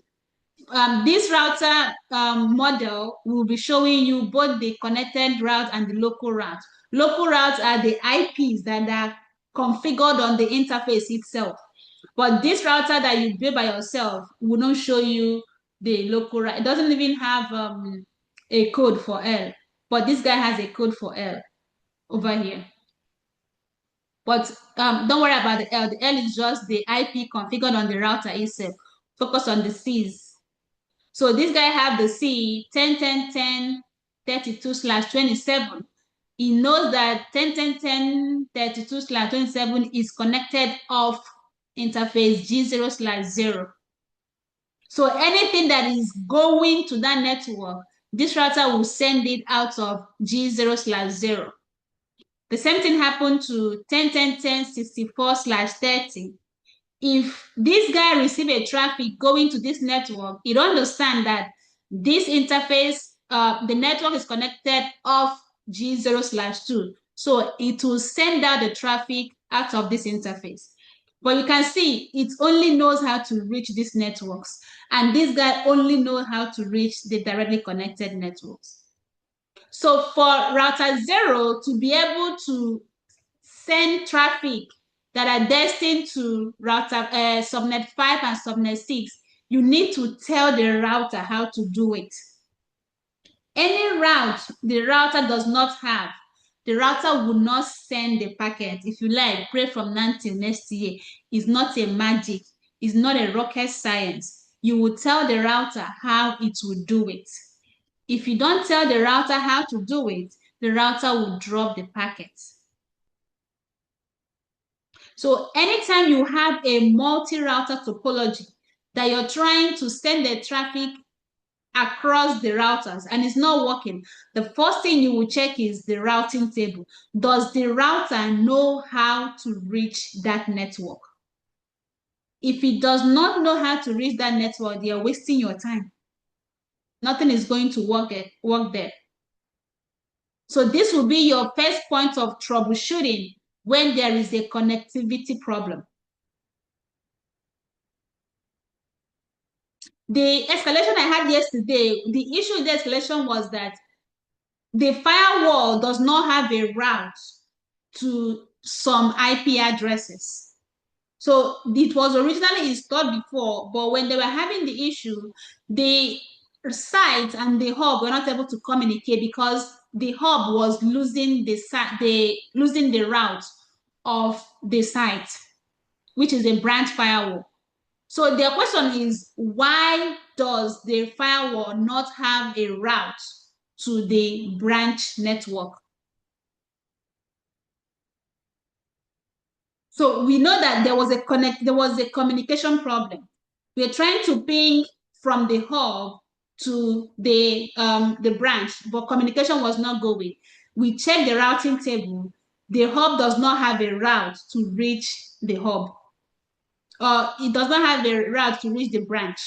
So the question became, how did the hub lose the route of the branch? Because if it does not have it, there's nothing you're talking about. It's not going anywhere if it doesn't have the route. So once you're troubleshooting a layer 3 connectivity, first thing to check is your layer 3 reachability, which is checking your route table. Does the route know how to do this? If it does not know how to get to that destination, it will drop the packets. if I should capture this packet right now, you will see that once the PC7 send it and it reaches this router will drop the packet because it will tell me I have checked my route table, but I don't think I have been told how I am supposed to handle this traffic. So because of that, I am dropping this traffic right here. Ask your questions. So my only question now is that we are going to assign the for the router one, we are going to assign the two subnet to the interface of router one, we are going to assign the 10.10.10.32, right, to that interface, to the first interface, and the second one 10.10.10. I don't We are it's not not. assigning it any IP. We are going to tell the router where Yeah. and how to send the traffic. Okay. We are not going to be assigning any IP there. Right? You tell the router, okay, if you receive a traffic that is going to subnet 5, please send it towards this guy instead of dropping it. So that's what we're going to do now. But before then, I need you to understand why we are doing that. Ask your questions. Wow, this is strong.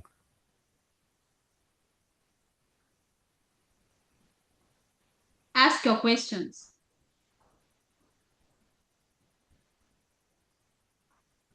Excuse me, you just said it, okay. I guess because we want a connection between all the network. That's what you mean, right? Yeah, we have subnet 1 to 6. So we want to establish connectivity between the entire network. Right now, the connectivity we have is everything connected to router 0 are able to communicate, and everything connected on router 1 are able to communicate. But anything behind router 0 and behind router 1 are not communicating. Yeah, does that mean we have to and then the routers are connected together, and that what does that mean? We have to configure the two routers? Yeah, we're going to tell this router 0. If you receive a traffic going to subnet 5 and subnet 10, send it to router 1. And then we'll go into router 1 and tell it, if you receive any traffic that is going to subnet 1, 2, 3, 4, send it to router 0. Okay. So you're going to configure here, you're going to configure here. Otherwise, if you configure only one side, this is routers. They are not stateful. That's what we call a stateful and stateless routers. So they will expect you to have a route for both the outgoing traffic and the return traffic. So you're going to, if you configure only on this router, on router 0, and tell it any traffic that is destined to subnet 5 and subnet 6, send it over here. What will happen to the return traffic? Because in the return traffic, the IPs will switch. The original source IP become the destination, the destination become the source. So how will this router know how to send it back if you did not tell it how to send it back? So that's why we need to configure both routes on the routers. Or we need to configure both routers, I beg, before I break my mouth.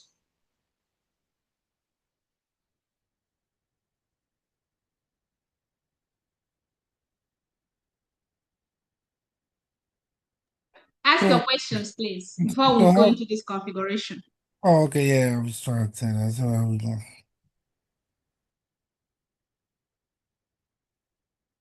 Solomon, T1, Matthew, Ezekiel, the two Emmanuels, ask your questions. My this class, man, don't lie you. See, I'm just looking at the script. Ask your question. Where are you lost? I think we have lost. You say we'll be shocked. Please don't shock me. We have to go through it again and again before I get it because That's okay. They will make the recording available.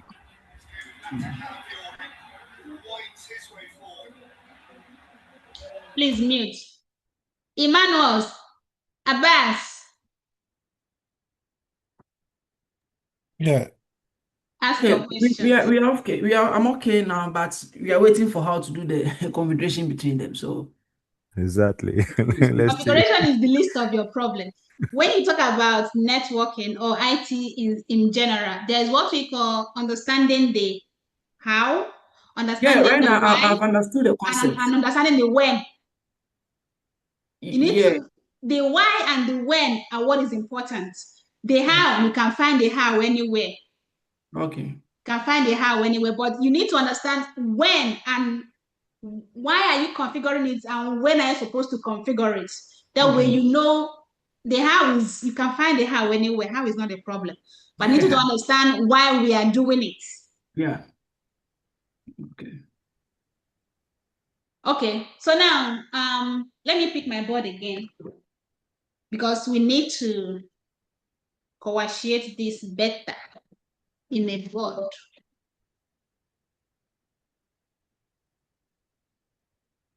I'm gonna reshare my screen. Let me get my board up.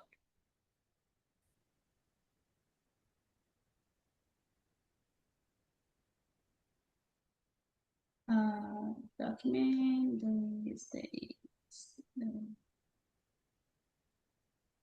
oh man, what did I do now? I don't think I want that. Let's go back.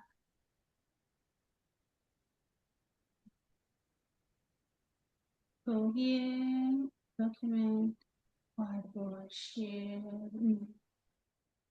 You stick to classic. Okay. You can see my whiteboard, right? Can you see my whiteboard? Yes. Okay. So let's draw out the little topology that we have. We have a router right here. This my circle is not circling, but let's continue. I have another router right here. We already did a connectivity here on 10.10.10.64/30. This guy have a switch right here. This guy have another switch right here. And this switch has two computers. This guy have two computers. And this network was 10.10.10.32/27. This guy was 10.10.10.0/27. And then let me say I only have two network here, but topology we know we have four. But let me just two network here. And this guy was 192.168.100.0/26. And then this guy was 192.168.100.64/26. So we understand that this router, looking at the routing table, this is router 1, this is router 2, this is subnet 1, this is subnet 2, this is subnet 3, this is subnet 4. All right. So this router 1 by default, will understand and know how to get to subnet 1, subnet 2, and this point-to-point network because they are directly connected to them. So the router will understand, let me say this is G1, this is G2, this is G3. Then on this router interface, this is G1, this is G2, this is G3. If we already looked at this routing table, the route table of this routing. We looked at the routing table of this router, and we confirmed that you don't understand how to get to for 192.168.100.0/26. It will send this off G1 because that is where it's connected. And then 192.168.100.64/26, it will send it off G2 because that is where it is connected to it. This is the route table. Then 10.10.10.64/30 will be sent into G3, anything going over there. So this route table are automatically populated in the router because the router is directly connected to this network. So we don't need to do anything for these networks. On router 2 route table will have 10.10.10.32/27. It will be able to send it upwards, interface G2. Then for this one, 10.10.10.0/27, it will be able to send it off interface G3.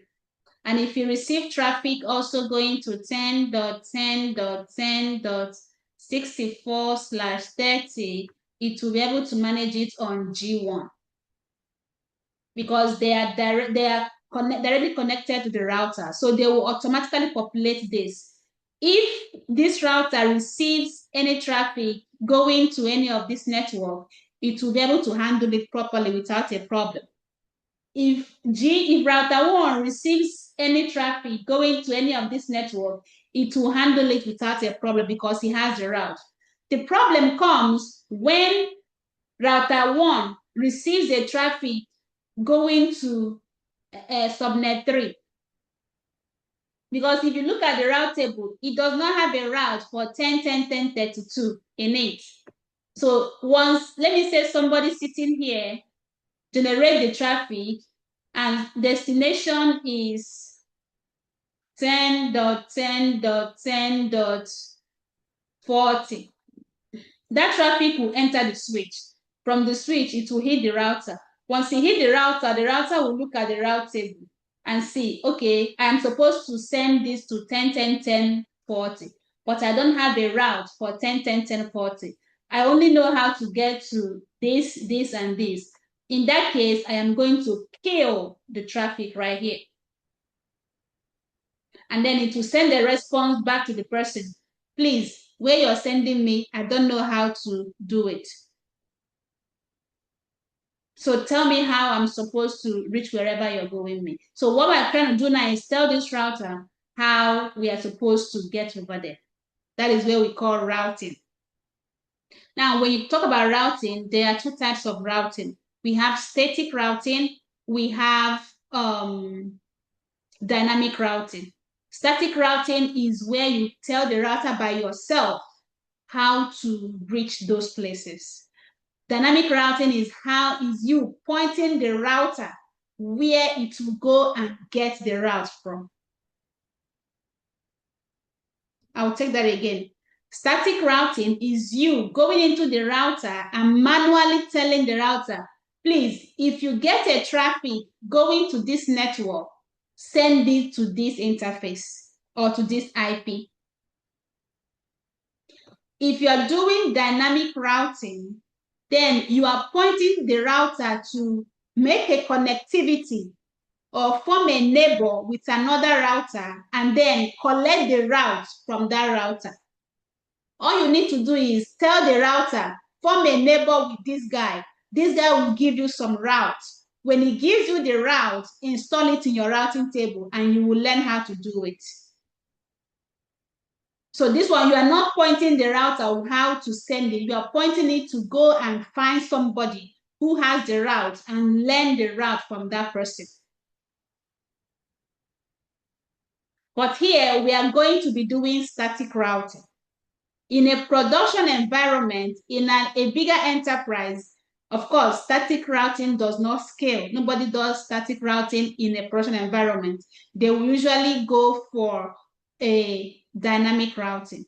Dynamic routing, we have RIP, we have OSPF, we have EIGRP, we have ICs, we have BGP. These are all dynamic routing protocols that organizations will run based on their requirements or what device they are using. The customer that I had escalation with yesterday was doing BGP. They had both internal BGP and they had external BGP. So their router, or yes, it was a router. No, it was a firewall. The firewall was losing the BGP route that it learned from somebody. That was the issue I dealt with yesterday. So they already told the router or the firewall, please connect with this guy and get the route. And the firewall did it initially, but during their issue yesterday, those routes that the firewall learned from another device was missing. So that was the issue of their outage yesterday. So they were doing dynamic routing. Here, we are going to do static routing. You're going to get to dynamic routing later, but for today, we are doing static routing. So instead of telling this router to find a neighbor that have that route and collect it, we are going to be telling the router by ourselves how to reach that.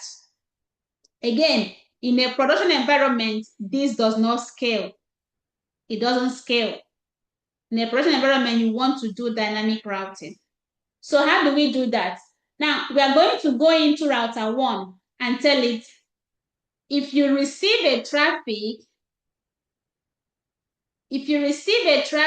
going to destination is 10.10.10.32/27, then you need to understand your topology for you to do static routing. You need to know the flow of your traffic. Now, if somebody is going to subnet 3, the traffic, let me say somebody sitting here is going to subnet 3, the traffic will hit the switch, from the switch, hit the router, from the router.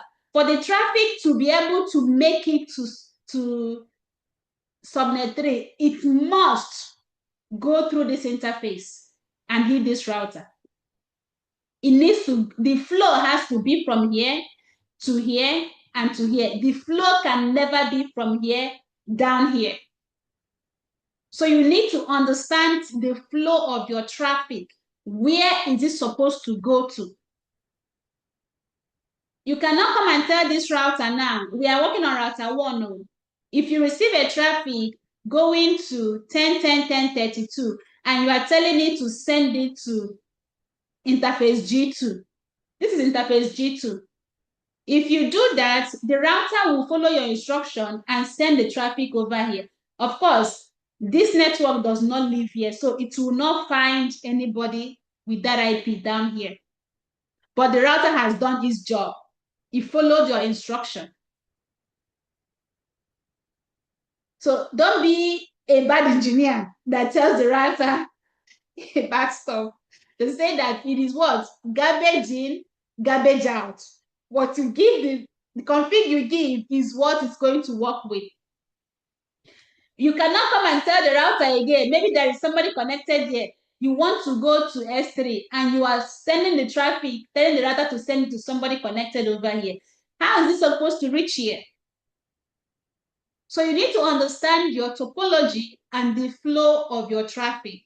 For the traffic that is destined to S3, that is coming from somebody sitting right here, it must hit the router and must be sent out of this interface, heading to this router before it can get here. So that is why when you do the configuration, we're not going to do in G2. There are 2 ways you can do it. You can point it to the interface that connects to that network, which is G3 is what is connected over here. So you would tell the router, if you receive a traffic going to 10.10.10.10, 32/27, send it out of G3. This is what we call static route based on interface. Or you can do static route based on next hop IP. Based on next hop IP. Next hop is who is the next person that is connected to the router. That is next hop. Sometimes people are lazy to configure by next hop. They will just configure by interface. They will point you to the interface that is connected to the next hop. But if you know the IP address of the next hop, you can put it. So here, if we are doing by next hop, this can be 10.10.10.32/27. Send it to the next hop. The next hop is not an IP that lives on the router where you are configuring it. The next hop is the IP of the next device that is connected to the router you are configuring, which in our case is router 2. So what IP address is connected to router 1 in some way, which is IP address on this interface right here. That will be the next hop. So the IP here is 10.10.10.66. Remember, it is not the IP connected to the router where you are configuring it. If you do that, you're going to be doing a looping routing because you're telling the router to send it back to itself. And every time you send it back to itself, the router will look at the route table again and it said again, send it back to me. So you have created a looped routing. It will continue to loop through this router. Or if it is a bigger resource, if it's a small resource on this router, it could bring down this router. Because it's an endless loop we just created. It will continue like that until what we call the TTL gets to 0. And then it will kill the traffic. But some TTLs are long. A router TTL is 255. So you don't want to wait for TTL to get to 255 after consuming resources of that long. So when you do next hop is the IP address of the next device, not the device where you are configuring the route. My students always run into this problem a lot. But if you are doing interface, the interface is going to be the interface on the router where you are configuring the route, and make sure you are pointing into the right interface. They are not pointing to the wrong interface. These considerations are why static routing does not scale in a production environment, because you need to consider all this. But if you are doing dynamic routing, the router will automatically know the interface it lands the route from and then use it in the when it's trying to populate it in the routing table. Ask your questions.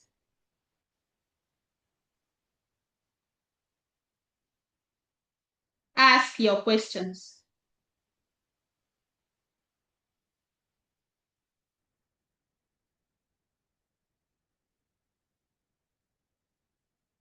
Okay, I guess you guys are still waiting for you to see it in action. That's okay. You will see it in action, but then I need you to understand the concept. Go ahead. Is that a question for me? No, I think the question will come after your configuration. Yeah. Okay. Yeah. So this is what we'll configure on router 1 because we are going to point it to this and then we're going to configure for this because we have 2 networks. We're going to tell the router if you get a traffic going to 10.10.10.32/27, send it to the 66. If you also get a traffic that is going to 10.10.10.0/27, send it over here. And then we'll go into router 2 and tell it if you get any traffic going to 192.168.100.0/26, send it towards either G1 interface or the next hop. Me, I like using next hop. Next hop is easier for me to troubleshoot. So the next hop here will be 10.10.10.65, which is the interface that lives on this interface. That's next hop. Then on this one, we'll do 192 again because we need to route for the two network, or how many network you have behind this firewall, behind this router, you need to route it. So I have 192.168.100. I have 64/26 here. Send it again to 10.10.10.65. This is because these two network lives over here. If you have a multi-connectivity on the router, you're gonna understand your topology and know where you are pointing your route.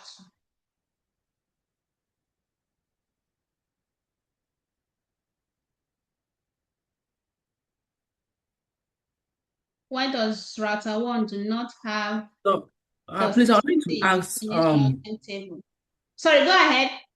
please, when routing, are you going to use the network ID of that subnet? Yes, because you're routing for the entire subnet, so you're going to use the network ID. Okay, thank you very You're much. routing for the entire network. Okay. Lyricsin. So it depends on the router that you are configuring. The router I'm using in my topology, I'm using an empty router, and then I'm using another version, 2911. 2911 will show you the route for .60c, which is called a local network. But the empty router will only show you the network, the subnet for the route for the entire network. That's what it's going to show you. So, but what is important to us is that the router knows how to reach the network. Sometimes it doesn't have to be for a specific IP. If you configure it, it will work. But then if you configure for more IP volume, it will reduce the amount of entries in your routing table. Okay, now let's go see this in action. I'm gonna stop sharing and share my other screen.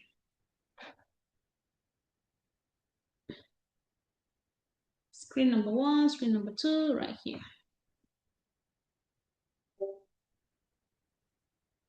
Okay, so let me delete this route table we got from the routers.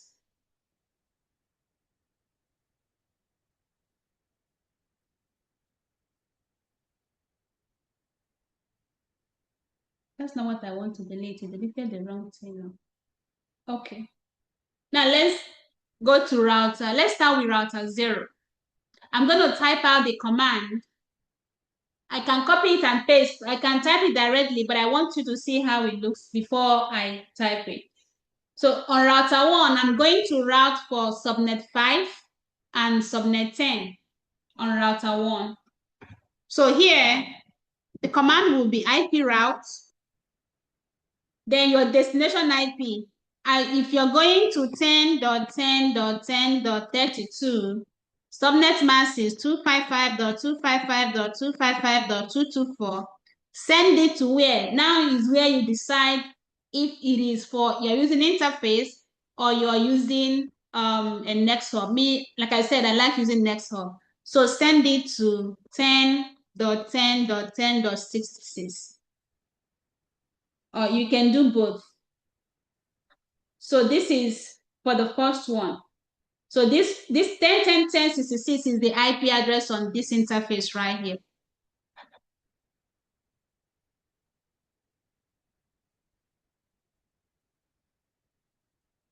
Is the IP on this interface. So let me do the other one. The other one I'm going to do interface configuration. But Excuse me before we move go on. ahead. So 10, 10, 10, 30, 32 is what here? It's for the switch? Subnet 5. Oh, that's for subnet 5. Yes. So after you have subnet max, then and after that you have also 10, 10, 6066. You said that's for the router. That is the next hop IP, the next device where you want it to send the traffic to. So we But are this is trying to configure the route right now on router 0. And we are configuring the routes of subnet 5 and subnet 6.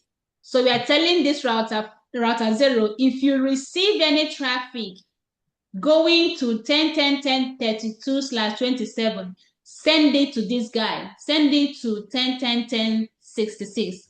And we already configured 10.10.10.66 on this interface, which is the next device connected to this guy. okay. That is if you are doing by next hop. You can do by interface, which I will do for the next network now. So for the next network, I can configure by interface and do IP routes. If you're going to, for subnet 6, you're going to 10.10.10.0, 255.255.255.224, send it to outside, send it out of this interface that is connected to the next hub. What interface is this? This is G4/0, this interface right here. So you can tell it to send it to interface G4/0. Any of this is going to work when you send it. Me, I love using NextHop IP because if I use NextHop IP, it does not only let me know that that next device is alive, it will send my traffic, but when that next device is not alive, the traffic will fail because this guy will not be alive to, maybe he's down. Then you know that something is wrong over there. Me, I love using NextHop IP. Most of my config I'll use NextHop, I will use interface, but both of them will work any one you do. Okay, so let me go to the router here and configure that. But before I configure that, let us do a capture. Let us do a simulation from, let me do from PC4 going to subnet 6 so that we will see where the traffic was dropped. So I'm pinging 10.10.10.2. For that, let me start my simulation. Go over there. .2, ping it. So the traffic is the green one. It leaves and hit the switch. And then it hits the router. You see, it's going to mark X here, right here. So it was dropped on the router because the router doesn't have a route to it. As the routing table does not have a route to the destination IP address. Hence, the device dropped the packets. So we know it was dropped on the router here. The traffic did not even make it out of the router alive. It didn't even make it out of the router alive. It was dropped right here. So let us go and configure that. And then we will rerun the ping and see this time around if the traffic was able to leave the router at all and return back to us. Remember that this is a two-way communication. It will send, it will come back. So we need to check and see that it was sent and the return traffic came back to us. So I'm going to go inside this router, en, config T, do an IP route. If I'm going to 10.10.10.32 and my subnet mask is 255.255.255, please send this traffic to 10.10.10.66. What was missing? What did I miss? 10.10.10.255. This is 255 now. Oh, okay, I see what I missed. So I missed the last .0, .0, and then send it to 10.10.10.66 right here. Inconsistent address map. How? 4. You say 255. You said I did what? The mask. 255.255.255. You didn't Oh, add the shit. 244 on it. Yeah. Something is wrong with my hand. Is there 255 224. dot? Yeah. Okay, 224. Yep. 224. Yeah. 10.10.10.66. Okay, it went in. So let's configure the other one. IP route 10.10.10.0. Subnet mask is 255.255.255.224. I want you to send it to interface. Oh, let me find that command. Yeah, send it to G4/0 over there. All right. So if I do show IP route, let's look at the route table again. Right here. I'm going to copy it and we'll paste it and review it again.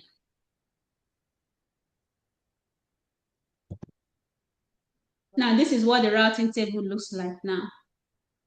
After we did our static routing, now it has the two SS. SS here, S here means static routing. So we statically told it to reach it. So you see now, if this router gets a traffic going to 10.10.10.0/27, it will send it out of 4/0. If it receives a traffic going to 10.10.10.32/27, it will send it to this next hub, 10.10.10.66. Both of them will work. Ask your questions.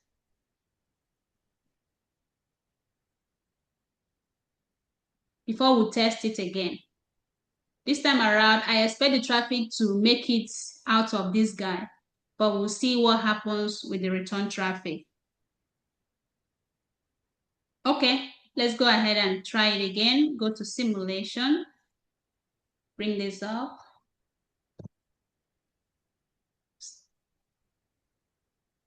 Bring it back, run my packet, and send it out.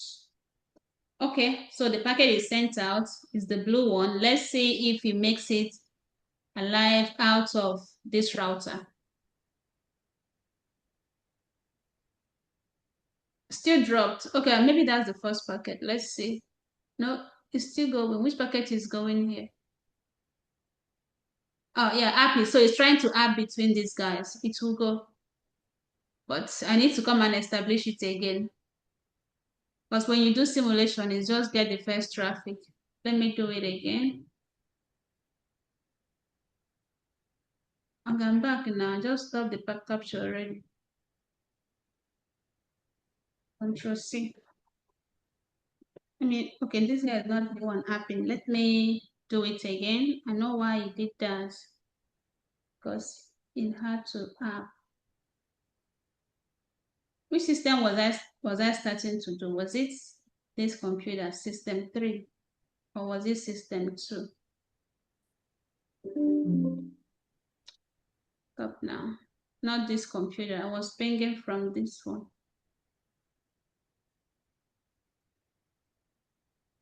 Which computer was I pinging from before? Computer 4. Okay. So I will try to send it again right here, and then we'll follow the traffic. I think it's the blue one. Yeah. The blue traffic. So it hits over here, and then it hits the router.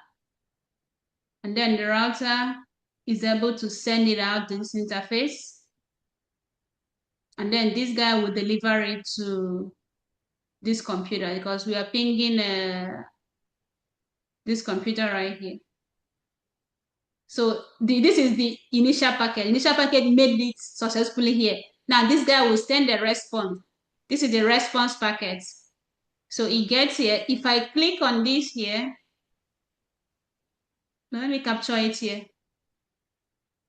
I captured it here, but the packet is already dropped.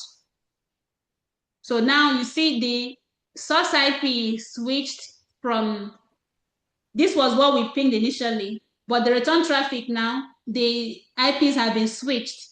So this guy is now going to 192.168.100.3, which of course that router will drop because the router does not have the route for this guy yet.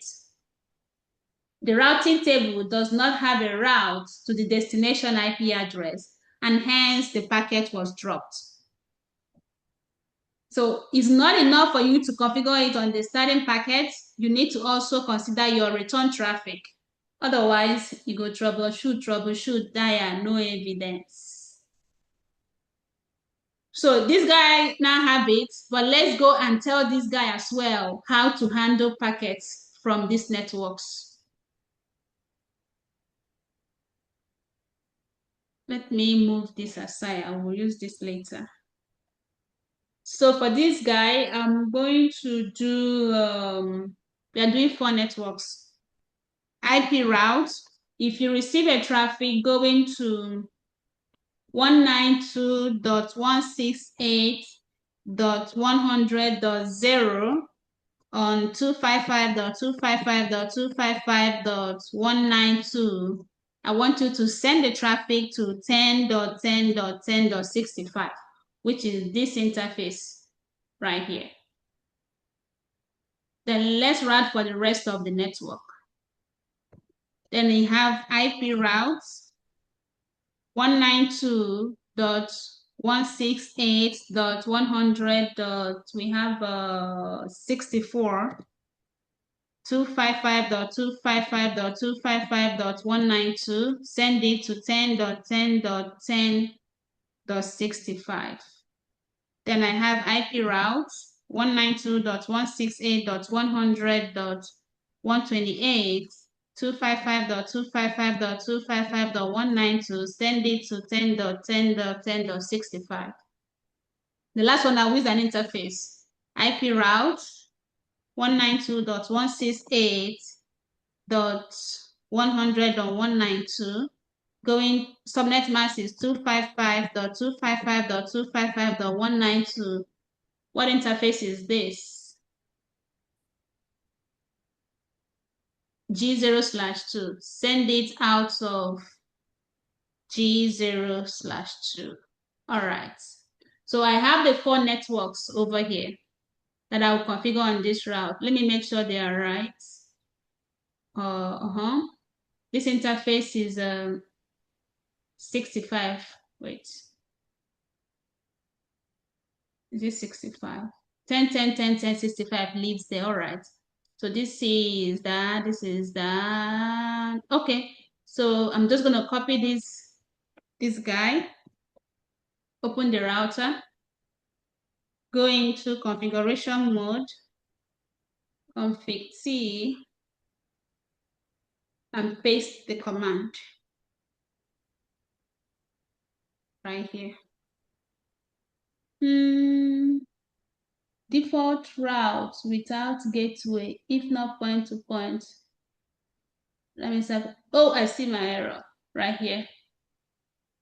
So that's why I usually don't like doing that. This is 160. I said 160 instead of 168. Okay. Let me correct that one. Where is it? Right here.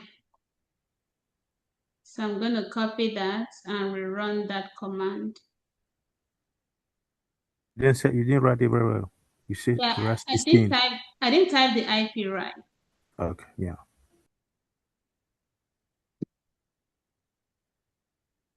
Default route. I did not say you should do default route now. This I need to take out 15. that route. Is not this route. I need to take it out because you must have installed it. So let me take it out, and then I will rerun it and change it to 168. Remove the no. Do show IP route. All right. So if I copy that, this is what the route table now looks like for this guy.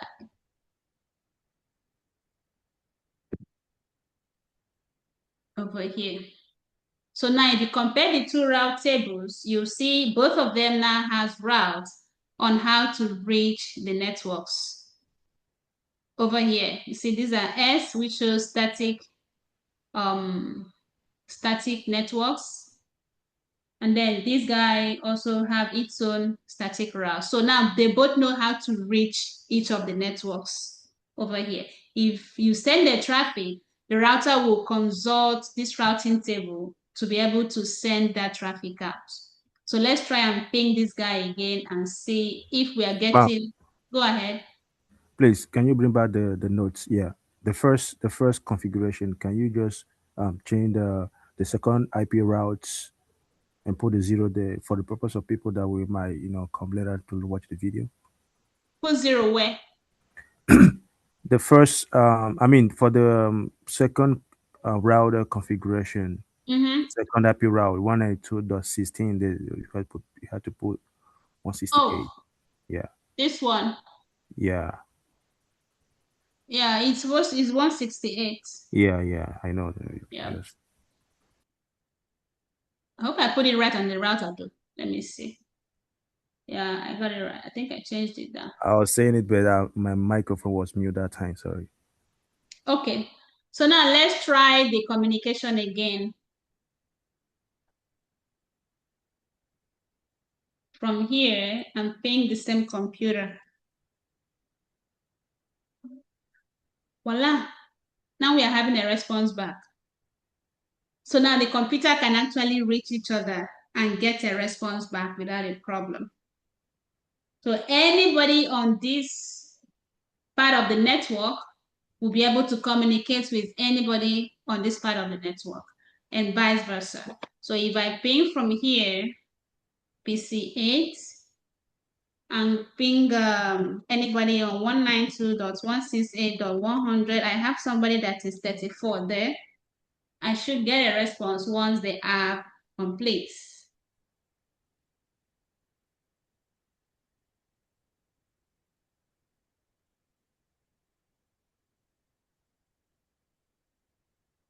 What's going on? I don't have 33 there. I mean, the app is taking a long time. That doesn't make sense. Okay, this is failing. Let's troubleshoot. This is no longer a problem.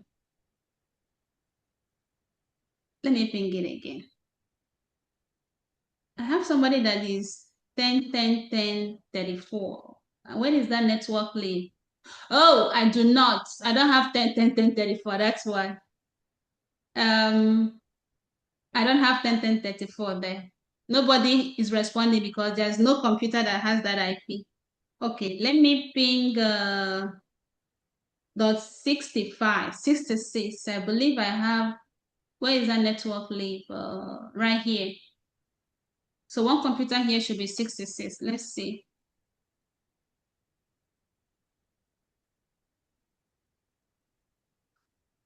Okay, so we got a response back from somebody on this network.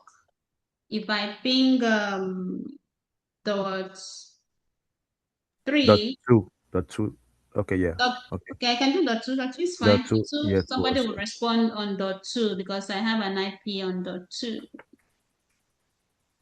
Yeah, we got a response back from somebody on dot 2.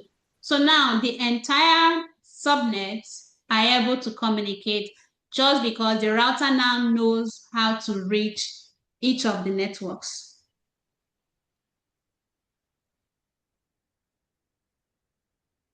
I know it's a lot to take in. It's really a lot to take in, trust me. But this is the beginning. Just the beginning. Wow. This is the beginning. My head.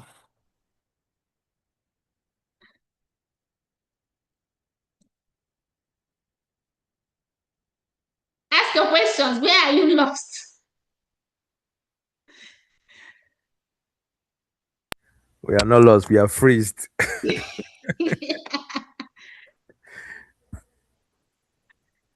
T1, Abbas, Matthew, Ezekiel.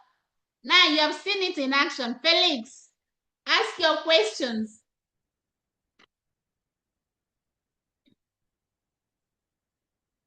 So I had a question Mm-hmm. before. So assuming that we want to do it in real life, now I get Mm-hmm. like 5 PCs and I Mm-hmm. have no 6 PCs, and I have two routers and the switches, all to get connected together. So by that very time, I'm only dealing with the internal communication, right? Yeah, if you have just one router, Yeah, and each of them are, and then you have your switch, and they are connected to the switches, yeah, and you did your default gateway and all yes. that. You don't need to be doing routing because the router will automatically understand the routes. We call them directly connected routes.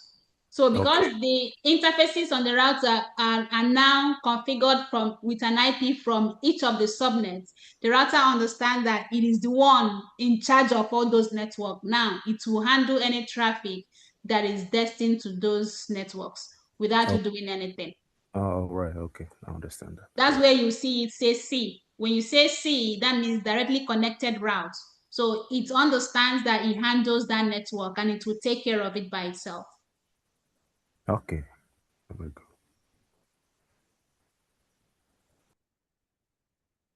I unlike what he was saying. If it's like this second router is in a different building, Mm-hmm. so in that case, how do we connect it? Because yeah, I seen it. You put it here, but I was just a little away from my computer at that moment. I wanted to ask that question. How do you connect this one to the first one? It's just a cable. You have the cable. It's like a cable. What you're all these lines here you are seeing here represent an Ethernet cable. So you just connect the Ethernet cable from one port on one router to the other port on the other router. Most times these routers will be in a rack in your data center. So you can do a point-to-point connection between the routers over there and do your configuration. This is just the same way you connect the routers to the switches to the computer, the same way you do it. So I it did has to be. So it has network to be the config. same building. It doesn't have to be in the same building. It doesn't have to be in the same building. Why I say the same building, so you understand that this may be in the first floor, Mm-hmm. this is in second floor. Mm-hmm. It could be a twin building. Mm-hmm. It could be a semi-detached buildings. So Understand? yeah, but the when I me measuring the distance, so like about the how I'm gonna get this wire all the Okay, way to the that will be the location. work of your technician to figure out the wiring. Mhm, that's the thing. I was I am the configure. I'm the network admin. Your job mm, is to do the wiring and then give me the device. Let me bring them up. So they are okay. going to do the wiring anyway. It's cabling. It's cable that is going to read it, right? Some of them Yeah. they may do it over the ceiling, which is what they do most times, so that you don't see Mm-hmm. the wires dangling around. Okay, no, Yeah. okay. Just wanted to clarify that. Nice.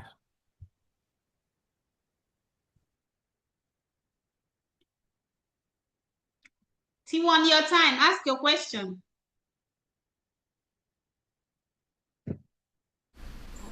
I don't have any right now. Just absorbing everything that you But just. do you understand why we need static routing and what it's used for? Mhm. Can you hear me? Yes, I can hear you. Okay. And the answer is yes. No problem. Questions, questions, questions.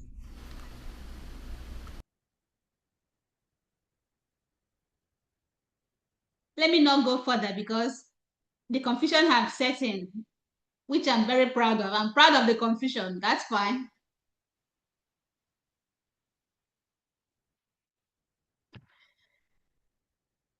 Questions, questions, questions, guys. We are already 3 hours into this.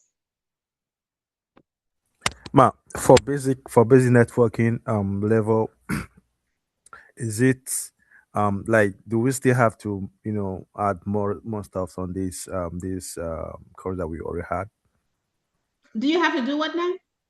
for basic network, like Mm-hmm. basic networking knowledge? Mm-hmm. As you said that these are the beginning, is it for experts that you're talking about, or just entry levels? This is a beginner stuff that we are doing here. This fundamental, this is networking fundamentals. This is a total beginner topology.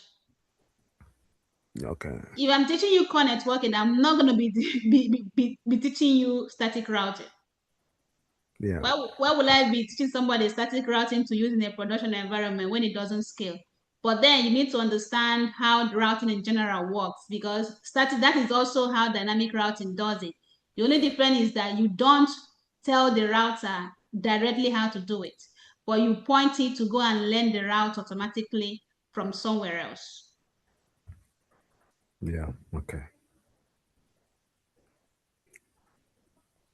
Question.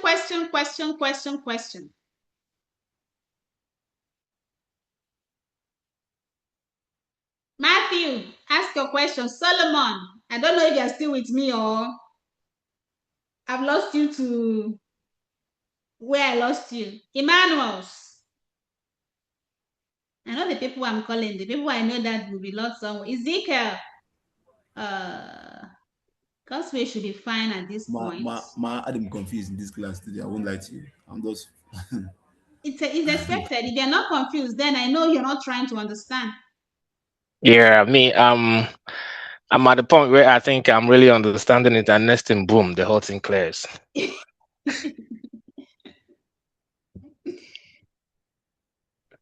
Okay, please, I want to make some clarification. Go ahead. Like you said, the routing, this is how it goes. You take the subnet of that particular network, that's the network ID, then through the IP address or the interface of the next router. Is that how the configuration goes? Yeah, that's the configuration. That's what I have up here. Okay. So you specify the destination you want to route for, and then the destination, which is network ID, and then the subnet mask, and you specify the next hop or the interface as the last one. Okay, so I've done the same, but I'm facing problem when I try it. Ping, it doesn't reach the other networks. Make sure you are pointing to the right IP address. That's what we said. Two things to consider. If you are using next hop IP, make sure you are pointing it to the right IP address. If you are pointing with interface, make sure you are pointing it to the right interface. Also, you can do simulation and look at the flow of traffic so you see where it is sent to or where it was dropped. Please, can you demonstrate how you capture the routing table? This output here. Yes, please. You go to your router and type show IP routes right Okay. here. Go to your router, go to enable mode, show IP routes. Okay. Okay. Yeah, thank you very much.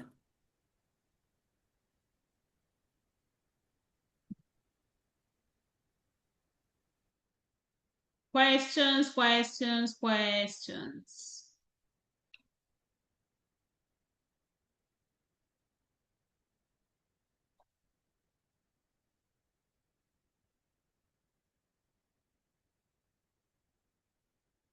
This silence is proudly sponsored by Static Routing.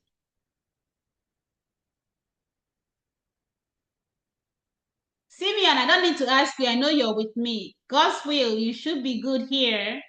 Ezekiel, how far? Emmanuel's. I know the people that will struggle here. I know the people that are past this stage.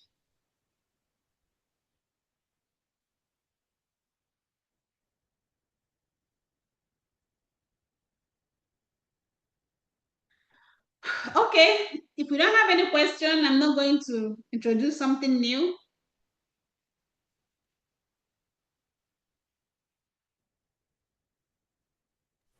But today's session was very, helpful.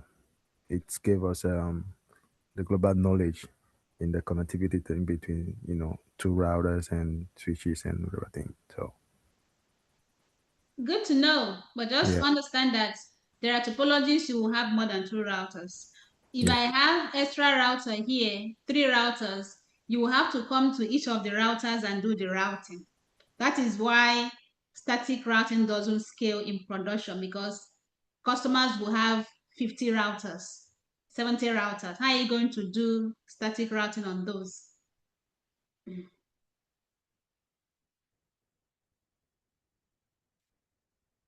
Questions, questions, questions. If we don't have any question, I'm going to stop recording.